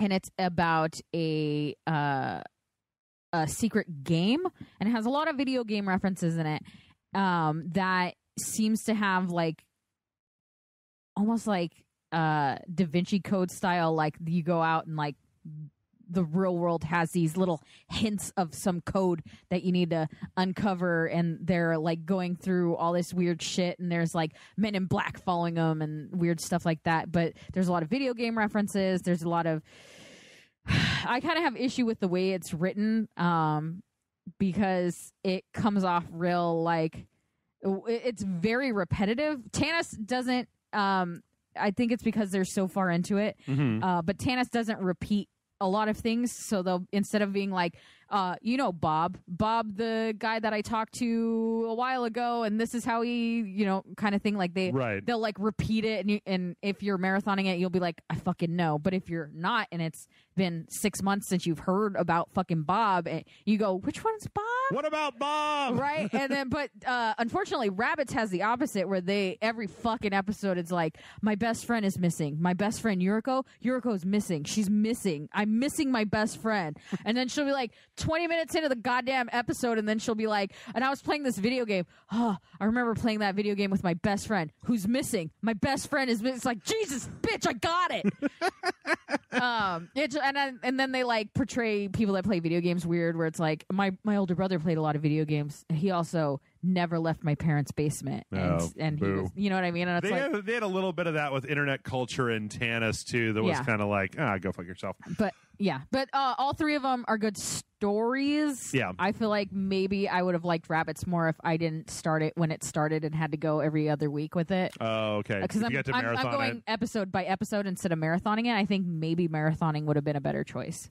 Homecoming is also very good. I don't know if you've listened to that one. That's Gimlet Media. That's the one that has is that Catherine about the Keener. soldiers? Yeah. Oh, that was so good. Yeah. I marathoned that through an entire day. I just listened to the whole thing. That's a real good one. With there's David also Schwimmer, isn't it? David Schwimmer. Yep. Also, there's Are we busting out podcasts? He asked for audiobooks. Yeah, I love sorry. that we're like, I don't listen to them. I have that's a lie because I did read or listen to Lovecraft books. I just couldn't sit down and read the books, so I decided to sit and listen to them while I was working, and I was out of podcasts at the time. So okay, and I thought I can't even think of what it's called now. The one that I liked, but I listened to Call of Cthulhu and didn't particularly love it, and I listened to like the horrors of something county. The Dunwich Horror. That sounds right. Yeah. I can't remember what the little city was called. That one was much more interesting because it felt like it had a plot, where Call of Cthulhu felt like you were reading somebody's like notes on something. Yeah. And not an actual story. Did you ever listen to Color Out of Space? No, but that's the next one. I have it downloaded on my phone, and I've just been waiting for the right time. I went through like a week and a half of not listening to podcasts. Okay. So I think I'm going to blast it while packing because John and I are moving. So that'll be my getting shit done at the house. There's another series called Life After that was the second series on the GE network after The Signal. Mm-hmm. And I feel like both of those are okay. I listened to the first episode and was like, this is stupid. I did not enjoy it at all. Yep. But having said that, sometimes you need to listen to more episodes than one. So yeah. I'm sorry. I just don't really listen to that many audiobooks because I manually read books. If you haven't listened to the Expanse series, the fucking thing that the sci-fi series is based off of, that's well worth listening to. That's probably the best space stuff, or some of my favorite space stuff out there. Mm-hmm. I'm trying to think of stuff that I've read in the past that's been anything. I'm a real big fan of Neil Stephenson, so if you're looking for something long, Reamda, which is read me with the M and the D switched, and Seven Eves are both really long books that I feel like are pretty good.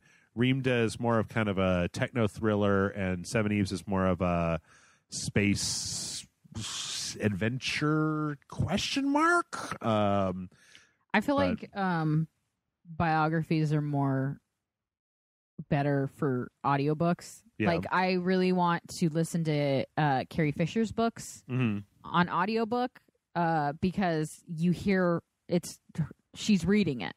So it's her voice and her words, and I really like that idea. Okay. Personally, although if it's Carrie Fisher, I will cry the entire time because I'm a sucker. Let's see if they have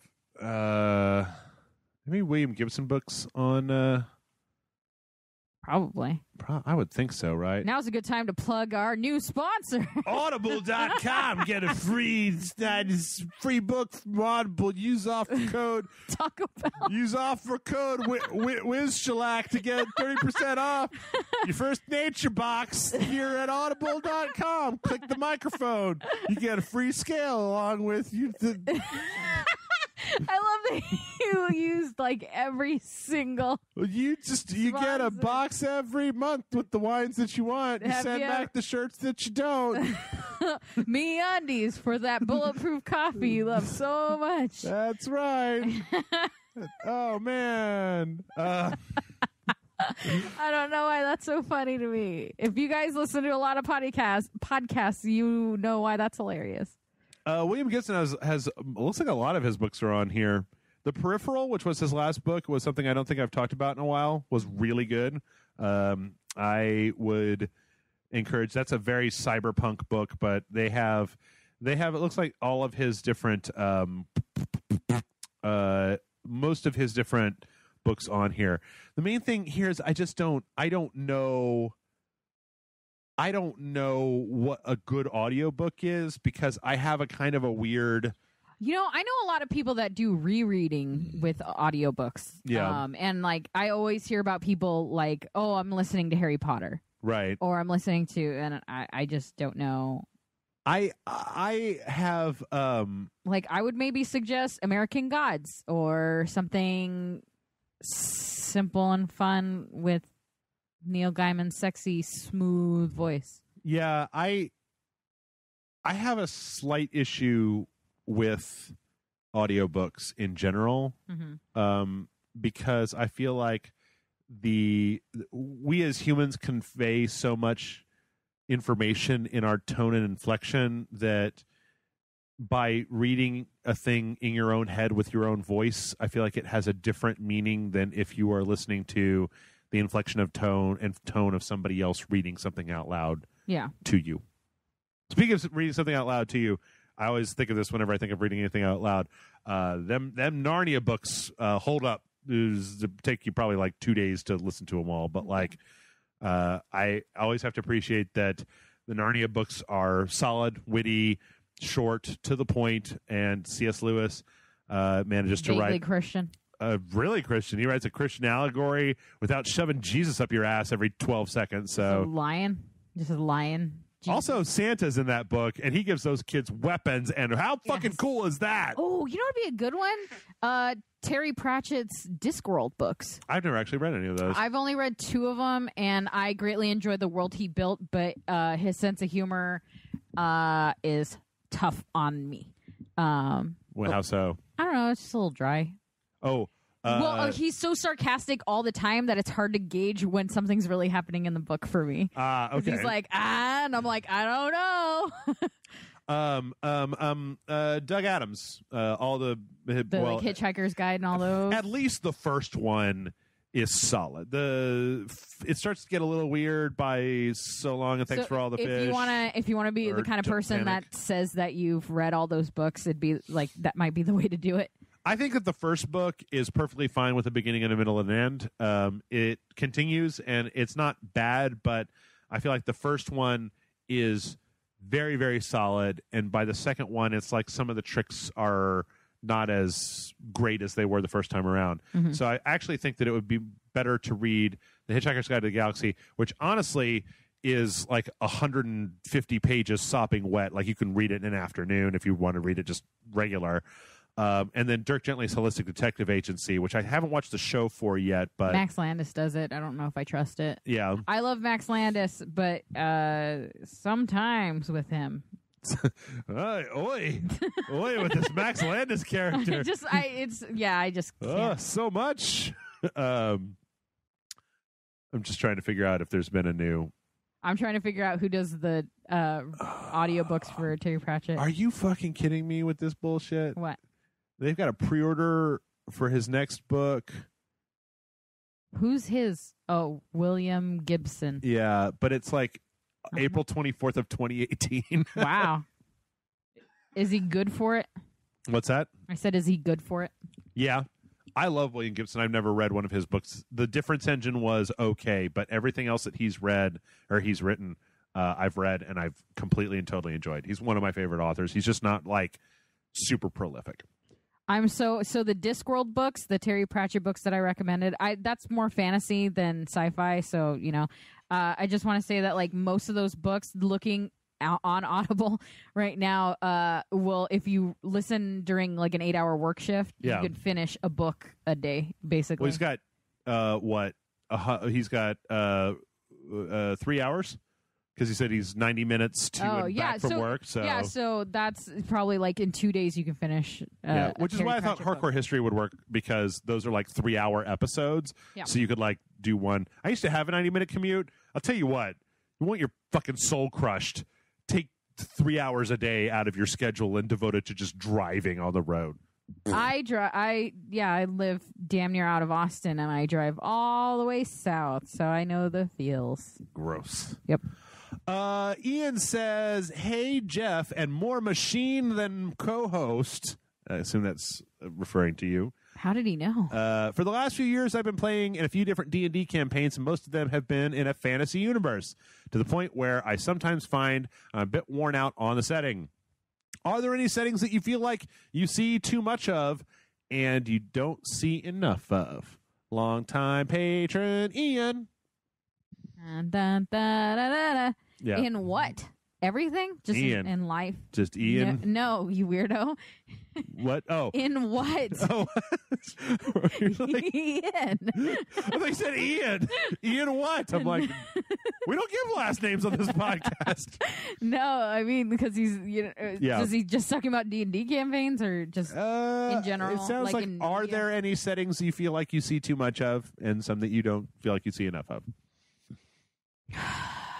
We've kind of managed to get away from fantasy a little bit. It seemed like there was kind of a real glut of fantasy stuff because it's just super goddamn easy. Yeah.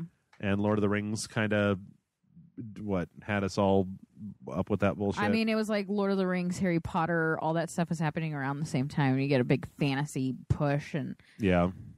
London. London and New York.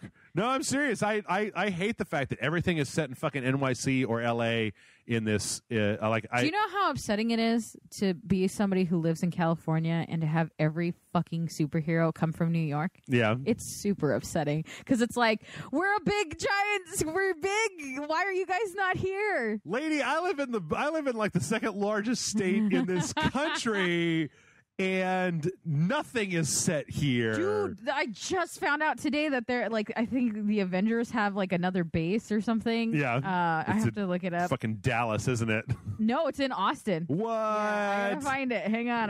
My friend posted it. He's this like hugely like Austin guy. He's like straight up all about it. And Marvel's Champions has a secret base in Austin, Texas. There you go. He was so hyped about it. He like him and his family fucking celebrated it. I think Austin. Like I think that if you did like a Grand Theft Auto game, like if you make GTA 6 and you put it in like a Houston analog, and then had a Houston Austin amalgam, kind of like the way that Los Santos is LA, like. I think that would be great because I feel like the American South has a flavor that you don't see a lot in movies or video games all that much. Yeah.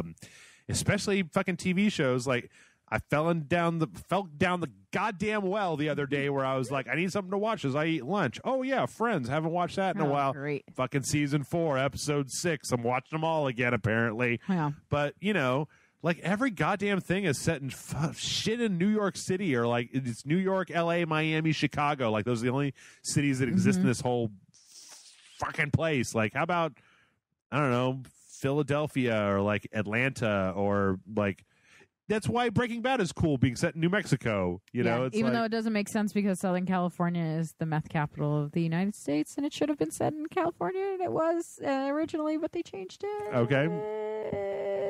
For sure, it works.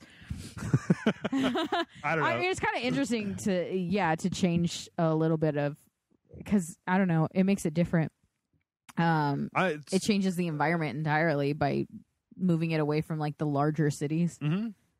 Infamous Second Son was set in Seattle, which I thought like was great because that's I used to live in Seattle and that's an interesting city with its own vibe that doesn't get a lot of play in media a lot of times. So I guess is it Atlanta where the Firm was set, where he goes to Mud Island? Where the hell is Mud Island? Where the hell is the Firm set? Amanda, where's the Firm set? I don't know, but you're scaring me. I've been to Mud Island. There needs to be more Utah. We don't have enough Utah. You don't have enough Utah in your life? Yeah. God damn, The Firm came out in 1993. I wasn't even out of high school. It's a good movie. I was 6. Wilford Brimley is fucking. he's a bad guy. But he's a bad. I'm all guy better too. now. I'd like to come Memphis. Ooh, Tennessee. That's a good one. Yeah. Sorry, Tennessonians. They were like, they all knew, and they were all yelling. They were yelling in their car. They were like, "Memphis, you fuck!" You dumb badger. Yeah, I don't know. I mean, as far as like fictitious settings, I'm not a real big. I think that are there like eras that you feel like don't get explored enough, like times? You feel like we need more like weird 60s hippie shit, but then you get a bunch of Vietnam War stuff. No, actually, yeah, I do feel like I was just talking about in the beginning how like I was actually watching the Time Life I think it's Time Life, like documentary series, like the 70s, you know, they're like the 60s, the 70s. And they're the one where they talked about TV and how like when TV went to color, like it kind of spawned all this mod fashion that was all like these super bright colors and like the big shapes and circles and stuff like that. And I'm just like, why don't we make video games that look like they were set in this like kind of Austin Powers 70s super bright kind of stuff? Because it's such an iconic look that, you know, it just seems like it would be like what if we played, like what if the next Grand Theft Auto game was set in like 1972, right? That'd be and cool it was as like fucking hippies or whatever. Or the next Assassin's Creed game was like, you know, Southern California during the hippie, like Timothy Leary is your guy making gadgets or whatever, right? And you're trying to like, you know, take it to the man. Like you do. Yeah, I don't know, old-timey medieval bullshit. I'm a little like, I would like to see some stuff set over a little bit further to the Asian side of, like, you know, like I was talking about that podcast about the Mongols, and I was just like horrified at like this is a fascinating fucking story. Yeah. Why did nobody ever spend a semester in high school being like, oh, let me tell you about the Mongols? Because they were on their way to conquering the entire world, and the only reason they sent an army to go see what the fuck was happening in Eastern Europe, and they were just like, they kept running into what amounted to Eastern European armies, and then they would just like trick them and then like destroy them, and they were just completely like not taking casualties and unstoppable, and they had to leave because a guy came, like a messenger came, was like, the Khan has died. We all have to get together to have the big conference to tell who the next leader is going to be. The only thing that stopped them from basically just like taking over Europe with a scouting party was the fact that they had to go back and decide who the new big cheese was going to be. And I'm just like, these guys are fucking crazy. Also like to stack people up and then burn them. It's kind of fucked up, but yeah, that's weird. Anyway, I don't know. I always want to see more Viking stuff. Yeah, I can see that. Yeah, I love it. I love hearing all the stories, and not just the mythology, but like actual Viking shit. It's always interesting, and you don't really get a lot of it in video games that aren't related to the mythology. Like it automatically jumps straight to magic. Yeah, I'd like another noir game too, one that was a little bit more fully developed. Like there have been a few that are kind of set in there, but like, you know, you got a lot of license for like violence and, you know, stylish set pieces. Yeah. Make a fucking Untouchables game, like a Elliot Ness and company taking down Al Capone. I don't know. Yeah, that'd be good. Anyway, one more question, then we're out. Yay. It's 3:45 in the morning. This is a series of questions, Amanda. So you ready? Do it. Yeah. This comes in from the board accountant. He says, praise to all the Dong Lords in the land. Lightning round. Yeah. Cheesy Gordita Crunch or Crunchwrap Supreme? Cheesy Gordita Crunch. Crunchwrap Supreme. Verde or hot sauce? Hot sauce. Verde. Will we see an Age of Empires remaster dojo? Depends on what comes out that week. Yes. I have no say. Wario or Waluigi? Waluigi. Wario. Bring back Grant versus Game. No. I never played Hearthstone, but I found those videos hilarious. That's not up to me, bro. Wish I could make the RTX meetup the board accountant. All right. So it appears that you and I are just completely separated, opposite ends of the spectrum. Not friends. Not friends. Mortal goddamn enemies. I have been trying to kill you this entire time. Try harder. God damn. No, man, it's 3 a.m. I'm tired. I'll kill you later. 4 a.m. With that, thanks for everybody for listening to the Rage Select podcast. Sorry that if, like I said, if I'm a little bit bummed out, it happens. I'll be back good as new next time. Twice as fucking strong. Rise from the grave like Phoenix. Fucking punch my way into the sky.